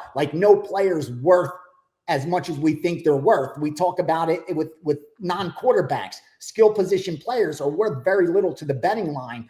And I think this is an overreaction. And I think Arizona State will prove that they're just much better than these teams, even though they're all grouped up. I was ready to Kansas State's right there, Kel. Kansas State's right there. I think it's going to come down to who's healthier. When it comes to football, that's the key. Who's able to stay healthier, or who gets some of the bounces, who has good luck or bad luck. But I do like the favorite Arizona State at plus 550 to repeat. All right, I'll tell you this much. I have a little bit of faith in Kansas State, but they kind of remind me of Penn State. A lot of those sports writers seem to be, well, high on my Wildcats, and that usually makes me as a fan a little apprehensive. But I do think Avery Johnson now getting all of those reps last year, finally getting to be the starter, finally getting to spend time as the first string quarterback in this offense. He made a lot of mistakes last year, and I think he can actually start to capitalize on some of those. I know DJ Giddens left for the NFL, but guess what? We got fill-ins right behind him. Another two-headed monster in the backfield there with Avery Johnson's best friend in Dylan Edwards. And of course, finally, K-State got a 5-star recruit in Lincoln Cure. A lot of expectation there. Running a 2 tight end set is going to be very, very interesting. I'll say this. I did bet Baylor over 7.5 wins. That was another team that VR mentioned. And I will get to Texas Tech here at the end of the show because, of course, I had to pick some crazy long shot that's never going to hit. Marco, your thoughts on the Big 12? I know you have some things to say about Utah later on in the show as well. Yeah, I got a lot to say about Utah later in the show. And just to rebuttal a little bit, my concern with Arizona State with them is they caught a lot of teams by surprise last year. And VR mentioned that. And you had a coach that, can we say it? He had probably one of the biggest set of balls in college football. Some of the trick plays and stuff that he ran at different times in games, I don't think that teams are going to get caught. They're going to prepare for things from him. Remember, they moved over from the Pac-12, just like Utah. And I got a lot to say about Utah later, but I expect Arizona State to take a step back, losing that Scadaboo the way that he did so many things for that team, taking away that element of surprise because new team in the conference from last year. And then will the coach do the same thing and take the same chances this year? Last year, nobody expected anything from them. This year, there are expectations because of last year's success. So maybe he won't gamble as much. That's my concern there. And Kelly, if there was ever a lock, if I could have put a 5% out for this show, I would say Kelly's going to give Kansas State love. Okay. All right. You're always going to give them love. Let me say some bad things. Their secondary is horrendous. I'm absolutely terrified about some of their losses on defense, but I do think Austin Romaine is going to be a great leader for them. And hey, I'm still not sure who their starting wide receivers are going to be because there's about 6 guys that are mediocre at best. Is that what you wanted me to say? The day that you say something to go see this team in person, okay, I'm going to give you that much. Yeah, I know. That's it. You got to admit, though, okay, when it comes to K-State, and you can compare me to Pittsburgh, I trash the Steelers more often on a weekly basis. I don't know, and maybe Dan can check the archives, if you've ever actually on record had a play against Kansas State. I didn't say I have a play on them. How about that? Okay. Let's get into these. Let's get into this newest promotion we have over WagerTalk. It's 7 days of unlimited access.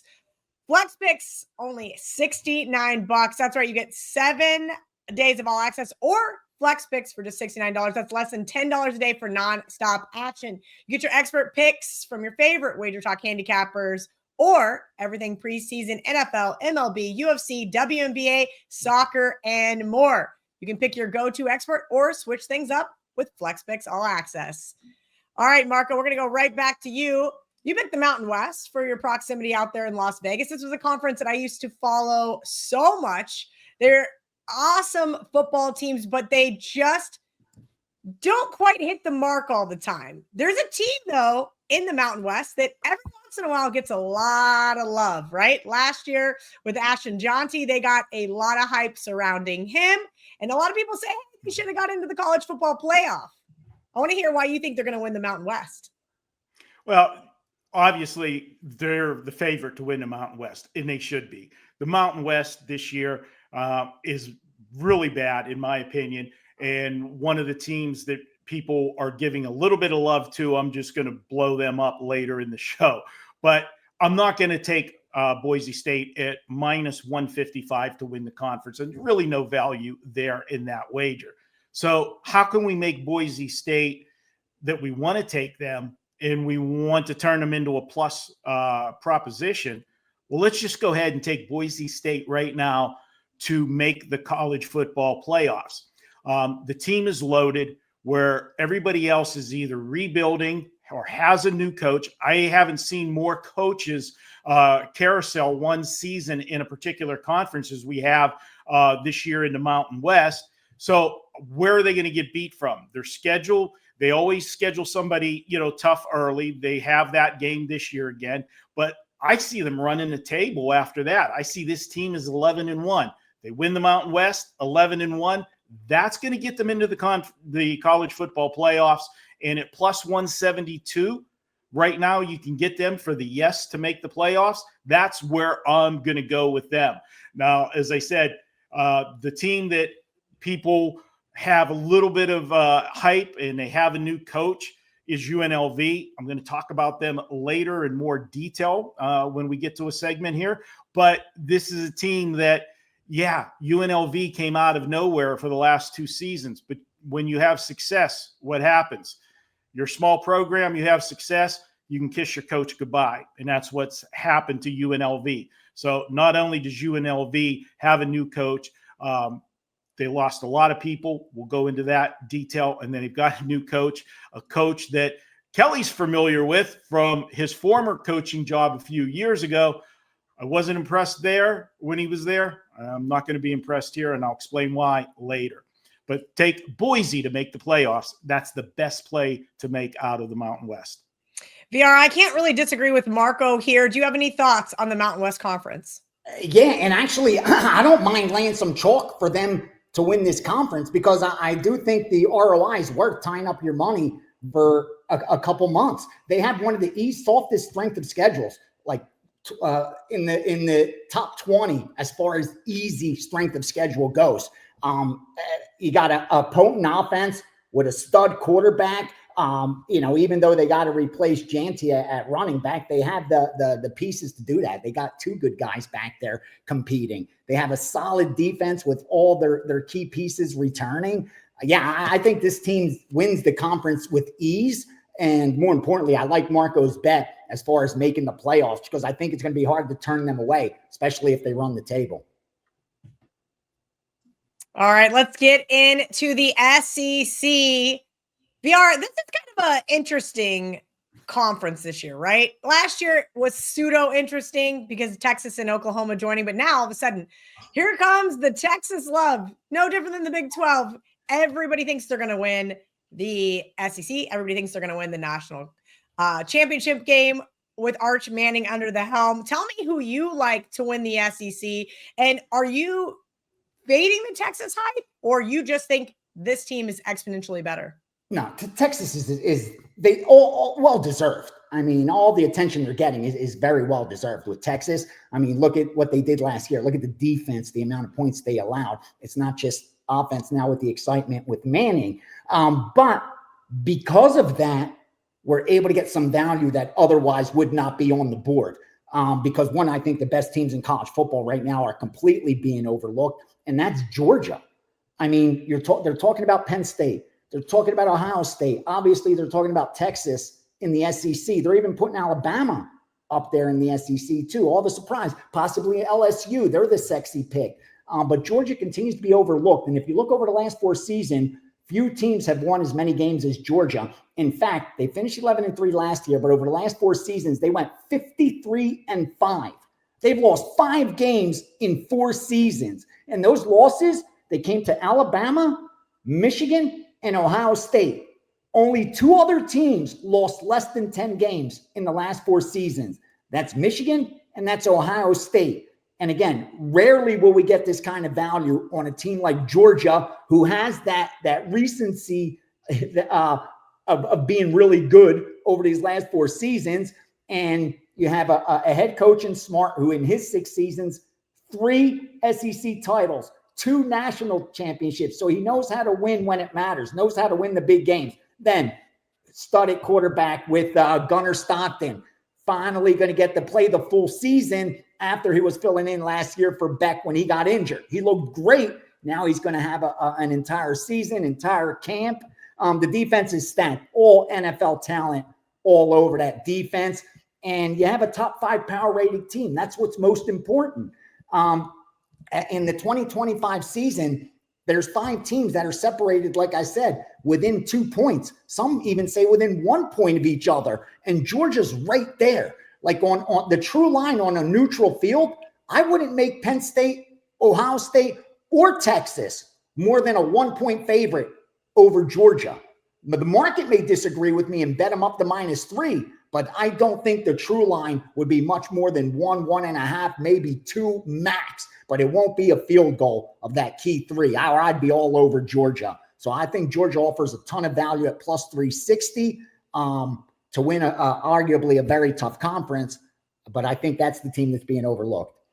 Yeah, I bet another team to win the SEC at 18-1, and we're going to get into them here in a little bit for them to make the playoff possibly. Marco, I want to get your thoughts on the SEC. As I mentioned, the Texas hype. Of course, Alabama is always in the mix. I had an Alabama fan texting me this morning saying, Cal, do you think they're going to get in? Of course they're probably going to get in. They're going to let in a 3-loss SEC team. Why wouldn't they? Of course, Kelly. But you know what? Ace's brilliant breakdown of the SEC.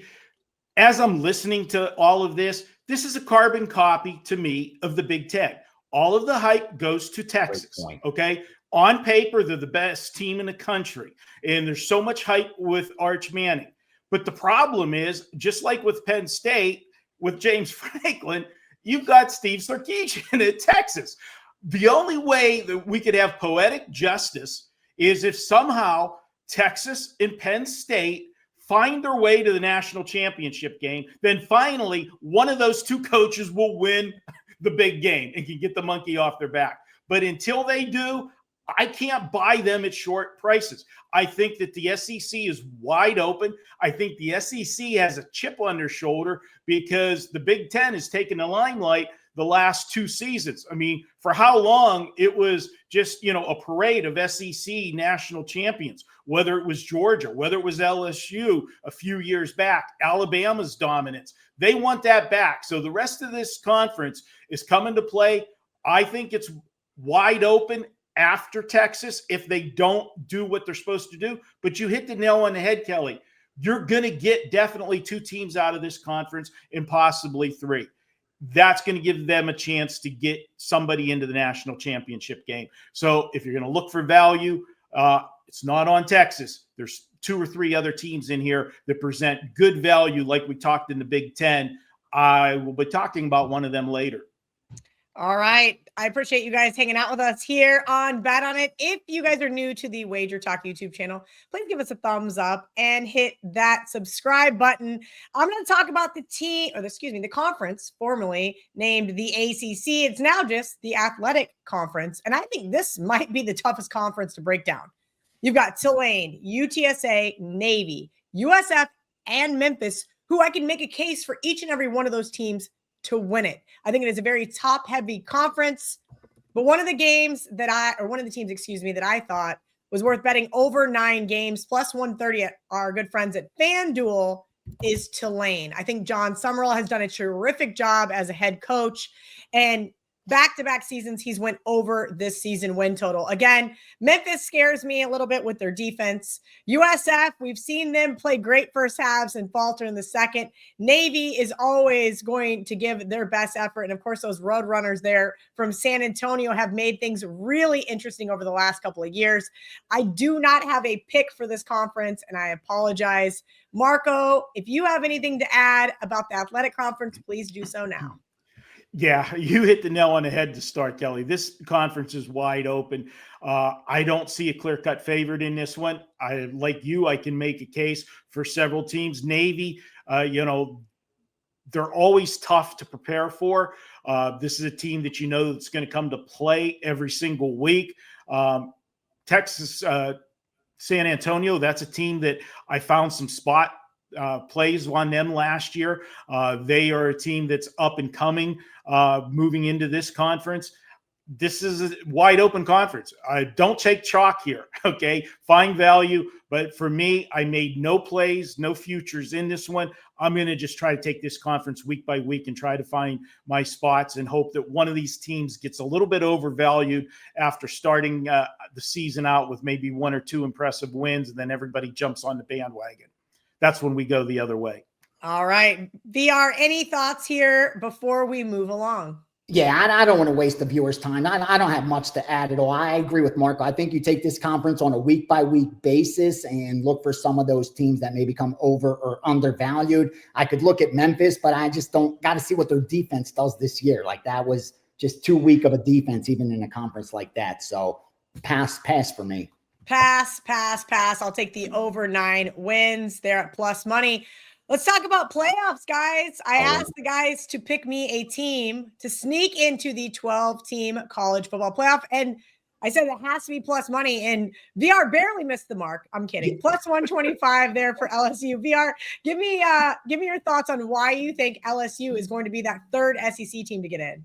And it's because I had talked about Michigan a little earlier, so I wanted to share some more information. But more importantly, I didn't want to give a team that, would just throw it out there and not having a real probable chance to get there. So I know plus 125 isn't the biggest dog, but I think it's a coin flip at worst for LSU. And if you could get plus 125 on a coin flip, not a bad bet. I did read Marco's analysis, and he's going to talk about LSU a little bit later, and I think his is a lot more in-depth. And it actually helped convince me even more so that I actually placed this bet because they're just so talented on both sides of the ball. And Blake Baker now in his second year at defense. And if you look, the weakness for LSU was the secondary. And what did they do? They went out there and revamped that secondary, did exactly what you're supposed to do. So the defense got even better. You got a fifth-year starter at quarterback. Texas and Georgia have have those tough schedules as well. And when I look at LSU, they're a top 10 power-rated team right now to start the season, at least in my numbers. And Kelly's got a lot of motivation, seeking his first playoff berth for a team like LSU. They expect to get to the playoffs at least, if not challenge for a national championship. I know the talk from him is like national championship or bust. That's all we're aiming for. But right now, just get in the playoffs, brother, and then take it from there because you haven't been there in a while and you've had the teams to get there. At plus 125, again, I think it's a coin flip and you're getting plus 125. You want to lock up your money for that long. It's a tough SEC. But that's the dog that jumped out at me as far as actually having a legit shot to make the playoffs. All right, Marco's going with the Big 12 team. Marco, my first question is, how many Big 12 teams do you think will get in the college football playoff? And why do you think one of them is Utah? Well, I think you're going to probably get 2 of them in there, Kelly. Be totally honest with you. You gave us the opportunity to pick what conferences we wanted to do. I'll be honest with you. My first choice would have been the Big 12, but being the gentleman that I am, I saved that thinking that you would want the Big 12. I snatched it, bro. I snatched it. I'm sorry. Okay. All right. So I just want that out there.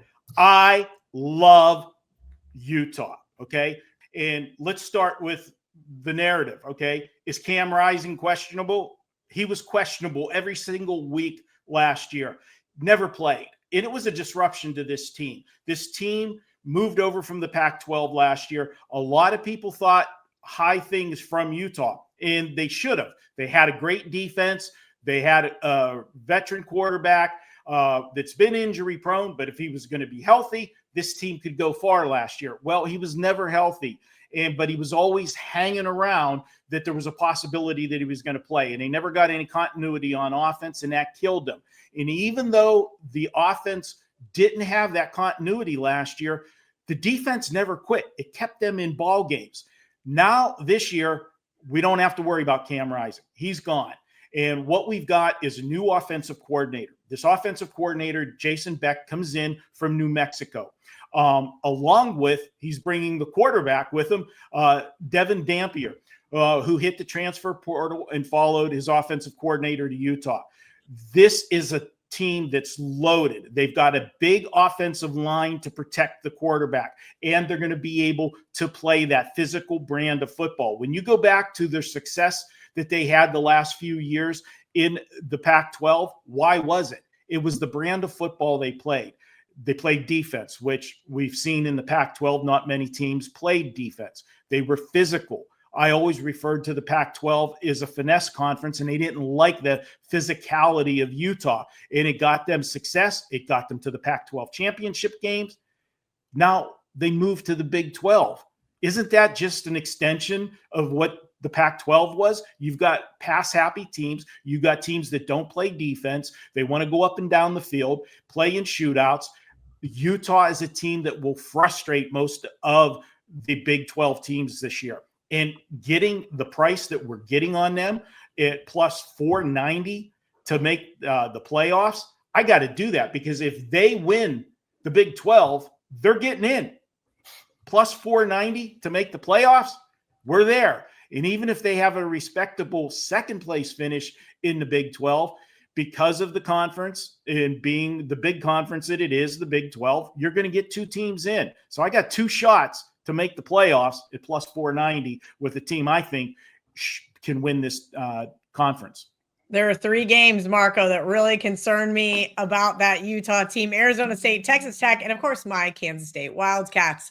On that note, I'm going to take another big dog to make the college football playoff. And it was funny, I gave their season win total out over with my friends at Pickett Sports. I went on VSiN. I talked about this team, and I said, hey, I think that they're a good long shot to win the SEC, but I do think that the most amount of value lies within this team getting in the college football playoff, and that is Florida. And in fact, Matt Humans called me a homer for saying that. I'm like, wait a minute. I get it that they won the national championship for me in college basketball, having a 40-1 ticket in pocket, but this is a completely different team and sport. Anyway, I don't know how in the world I could possibly be a homer of this team, because I have done nothing but bet against them as a favorite. And I've kind of told you guys some spots as home underdogs, particularly against Tennessee, when to play on this team. You guys talk a lot about the coaches and who's in the hot seat and who has to take a big step forward this season, or they may no longer have a job. One of those guys' names is Billy Napier. Look, 7 wins in 2023, 9 wins in 2024. He's going over his season win total. Second-year starter with DJ Lagway and had plenty of offensive weapons. I think this team has a real shot to sneak into that 12-team college football playoff. I mentioned the possibility of a 3-loss SEC team getting in. I think Florida, having 2 losses, has a real shot to sneak in here. I like them plus 360. We're going to go around the horn again and keep this show rolling, similar to the last segment, but this time we're going season wins. And VR now agrees with Marco on the Utah Utes. I love this bet. In fact, I released a 4% best bet to my subscribers on this, over 7.5 at minus 150. Moving for multiple college football groups, the same that back in 2020, 2021. So when I'm getting confirmation, I'm feeling very confident. And this one now has moved up to minus 175. So the market agrees with us. And I thought it had value up to minus 200. I thought 3 out of 4 times it actually gets there. Listen, they finished 2-7 in their first year in the Big 12, 5-7 overall, but they had a positive 35-point differential. So if you look at the Pythagorean wins and losses, their record should have been much better than 5-7. I like that they underperformed based on points scored, points allowed. Again, their offense only scored 23.3 points a game, putting them at 106th in college football. But it was the defense, top 25 defense, that only allowed 20.7 points. Okay. Now the offense is going to be much improved. You got an offensive coordinator and quarterback coming from New Mexico, solid offensive line to protect them, good weapons for the pass game and rushing, and anything less than minus 200, I think, is gold here. They only got improved 3 games from last season. This team's got the ability to improve 4 or 5 games easily. Give me over 7.5. Utah up to minus 200. All right, Marco mentioned this in his Mountain West breakdown, and now he's going UNLV under 8.5 wins. A little choppy here for the show, Marco. Minus 134, little less chalky. But, here's where we're going, Kelly. It's just hard for me to get excited about this UNLV team this year. This is a team that the last 2 years brought, excitement to Vegas. The UNLV football program has been non-existent. They play, in a beautiful stadium. You would think that the program would do better. Well, they finally had their guy. Barry Odom brought a sense of swagger to this team. They had a toughness to them. And they had 2 successful seasons. But as I said, when you're a smaller program like UNLV and you have success, one thing's going to happen, and it's going to happen quickly. That success is going to land your coach somewhere else, and Barry Odom got the head coaching job at Purdue. Now in comes Dan Mullen, and I just talked about that toughness that Barry Odom had. Do you know last year, Kelly, you would love this, Barry Odom, for charity, went to the South Point during a rodeo and actually rode a bull, took the team, and he rode a bull for charity, just to show that toughness. And when your coach does something like that, you're going to run through walls for him. I don't see Dan Mullen getting on any bull anytime soon. Dan Mullen, I didn't like him at Florida. I'm sorry, and I'm probably never going to talk to him on a radio show that I do here in Vegas if he watches this. But I wasn't a fan of him there. Didn't last at Florida. Got fired. Then he went behind the mic. He was on camera for ESPN as an analyst, and now he's coming out of the team, converting this team. And another bad sign for UNLV, nobody's left, okay? Everybody departed. Anybody that could have stayed didn't. This team, the cupboard's bare. So if the players weren't buying what Dan Mullen was selling, neither am I. I'm taking under 8.5 wins. I don't see them getting near it. All right. Last but not least, I will go. And if you guys watch Bet on It the last couple of years, we made fun of Mario Cristobal a lot. And it was, by his own doing. You don't want to get Cristobal, as our good friend Joe Ranieri used to say. And somehow this man won 10 games by the grace of God last year. And you know what he's never been able to do? Do that back-to-back in his career. If you guys recall, we bet against this team 4 times last season. And it took Georgia Tech to finally get us the outright winner. That Cal game, Virginia Tech, Louisville, man, Cam Ward pulled out tricks against us to somehow get that W. And now he's been replaced by Carson Beck, Georgia transfer. And I'm sure the Georgia Bulldog fans in the comment section are not going to be very happy with me. But let's remember, he was replaced due to injury after being down in the SEC championship game to Texas. Stockton came in and was able to win them that game. And that was all she wrote. Now Beck has started his tenure in Coral Gables with a bunch of drama, if you guys follow along on social media. And I'm just not sure Miami is the place for a guy like this. I could be dead wrong. I could have to eat my words. But I think the ultimate test on how Florida and Miami are both going to do this year is that game coming right up around the corner here for week 1. I think Florida's going to get the win for week 1. And that is going to solidify Miami under 8.5 wins, plus 130. Marco, really quickly, because I totally forgot, you were supposed to promo yourself after your Utah breakdown, and I did not give you that opportunity, so I want to give you that opportunity right now. I appreciate it. It's probably because I was busting your you-know-what with Kansas State. But, Kelly, we got a special deal going over at WagerTalk. Last year, Ben Burns was the number 1 football handicapper, money one, college and pro combined. I was the number 2 football handicapper, college and pro football, money one combined. So what did we do at WagerTalk? We put a special deal together. You can get both Ben and myself for the entire football season, college and pro. You'll go all the way through the Super Bowl, get all of our plays, both handicappers, for a combined price of $14.98.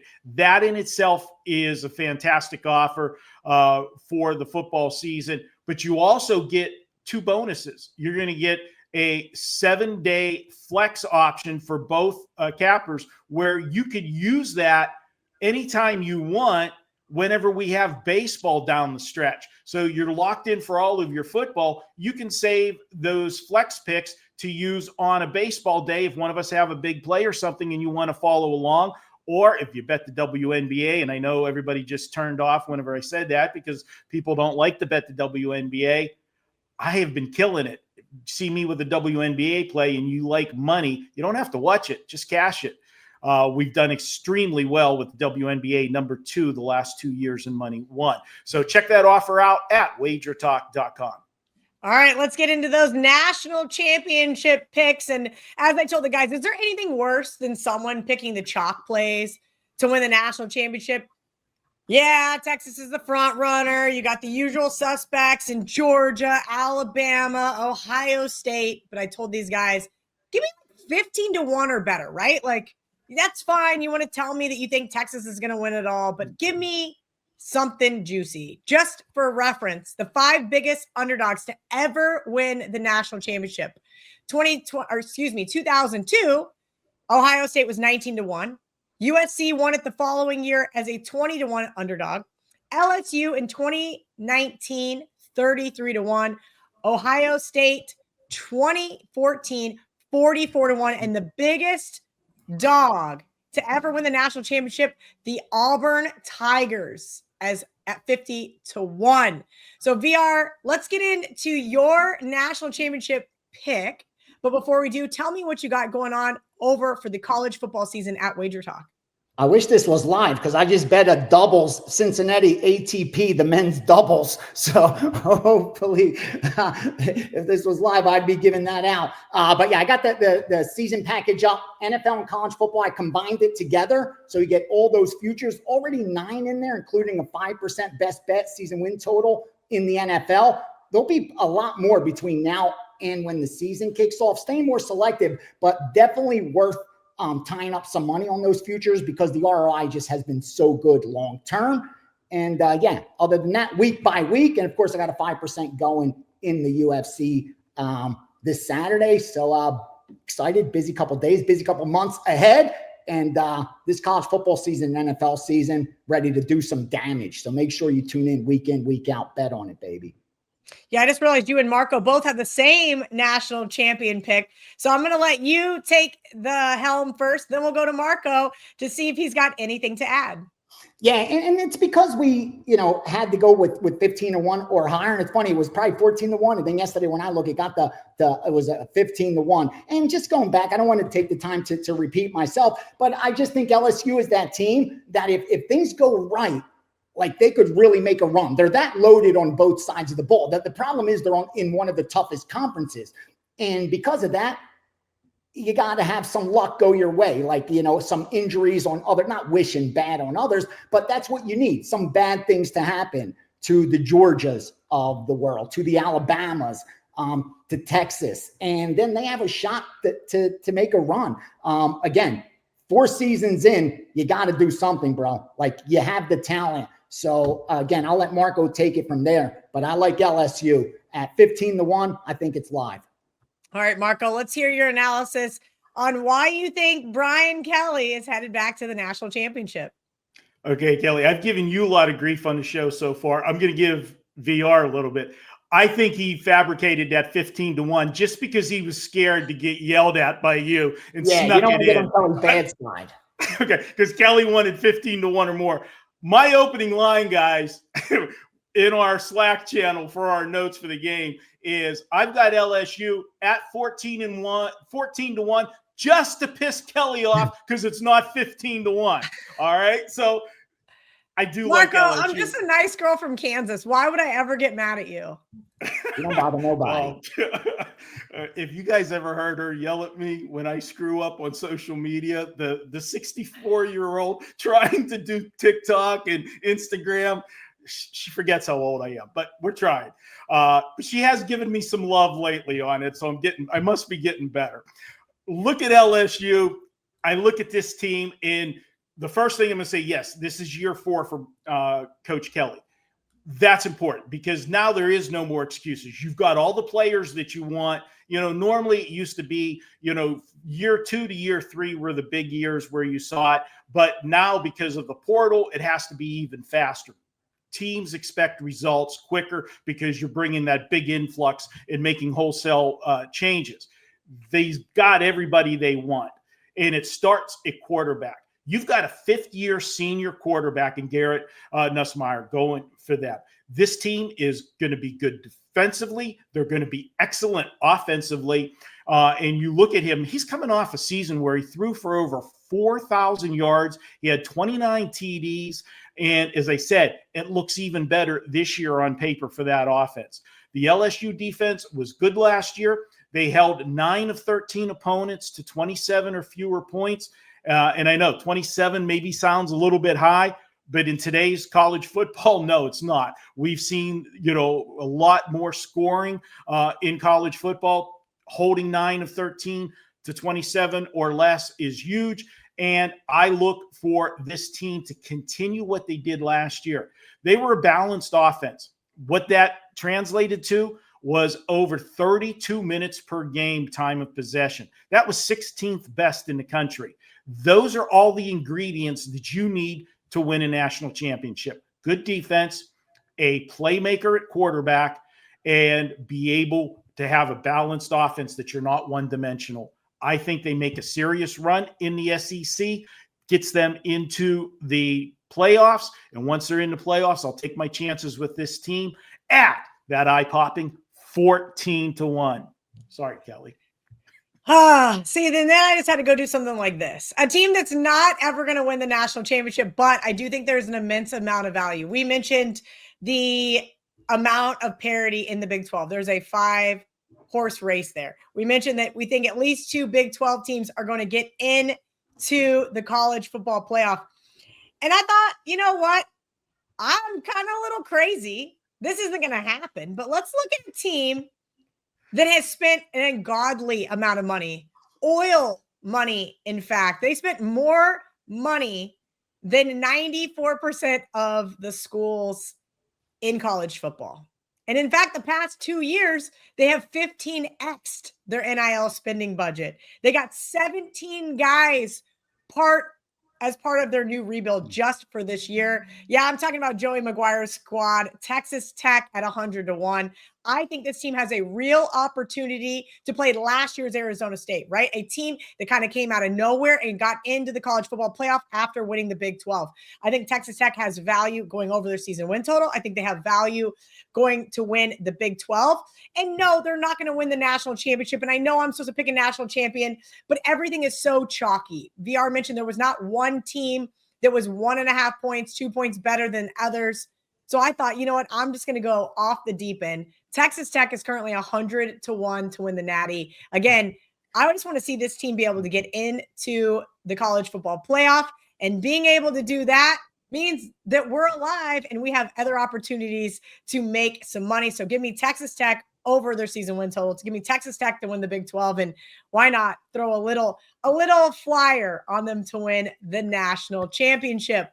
Let's bring the guys back in. This was our first show back together as the gang. We're also currently going to do some NFL preview shows, which we're very excited about. If you're looking for more information on that, head over to the WagerTalk YouTube channel. And then, of course, live from Ireland. That's right, guys. I'm going to be doing the first college football Bet on It episode. There's only 5 games, but we've got to do an episode.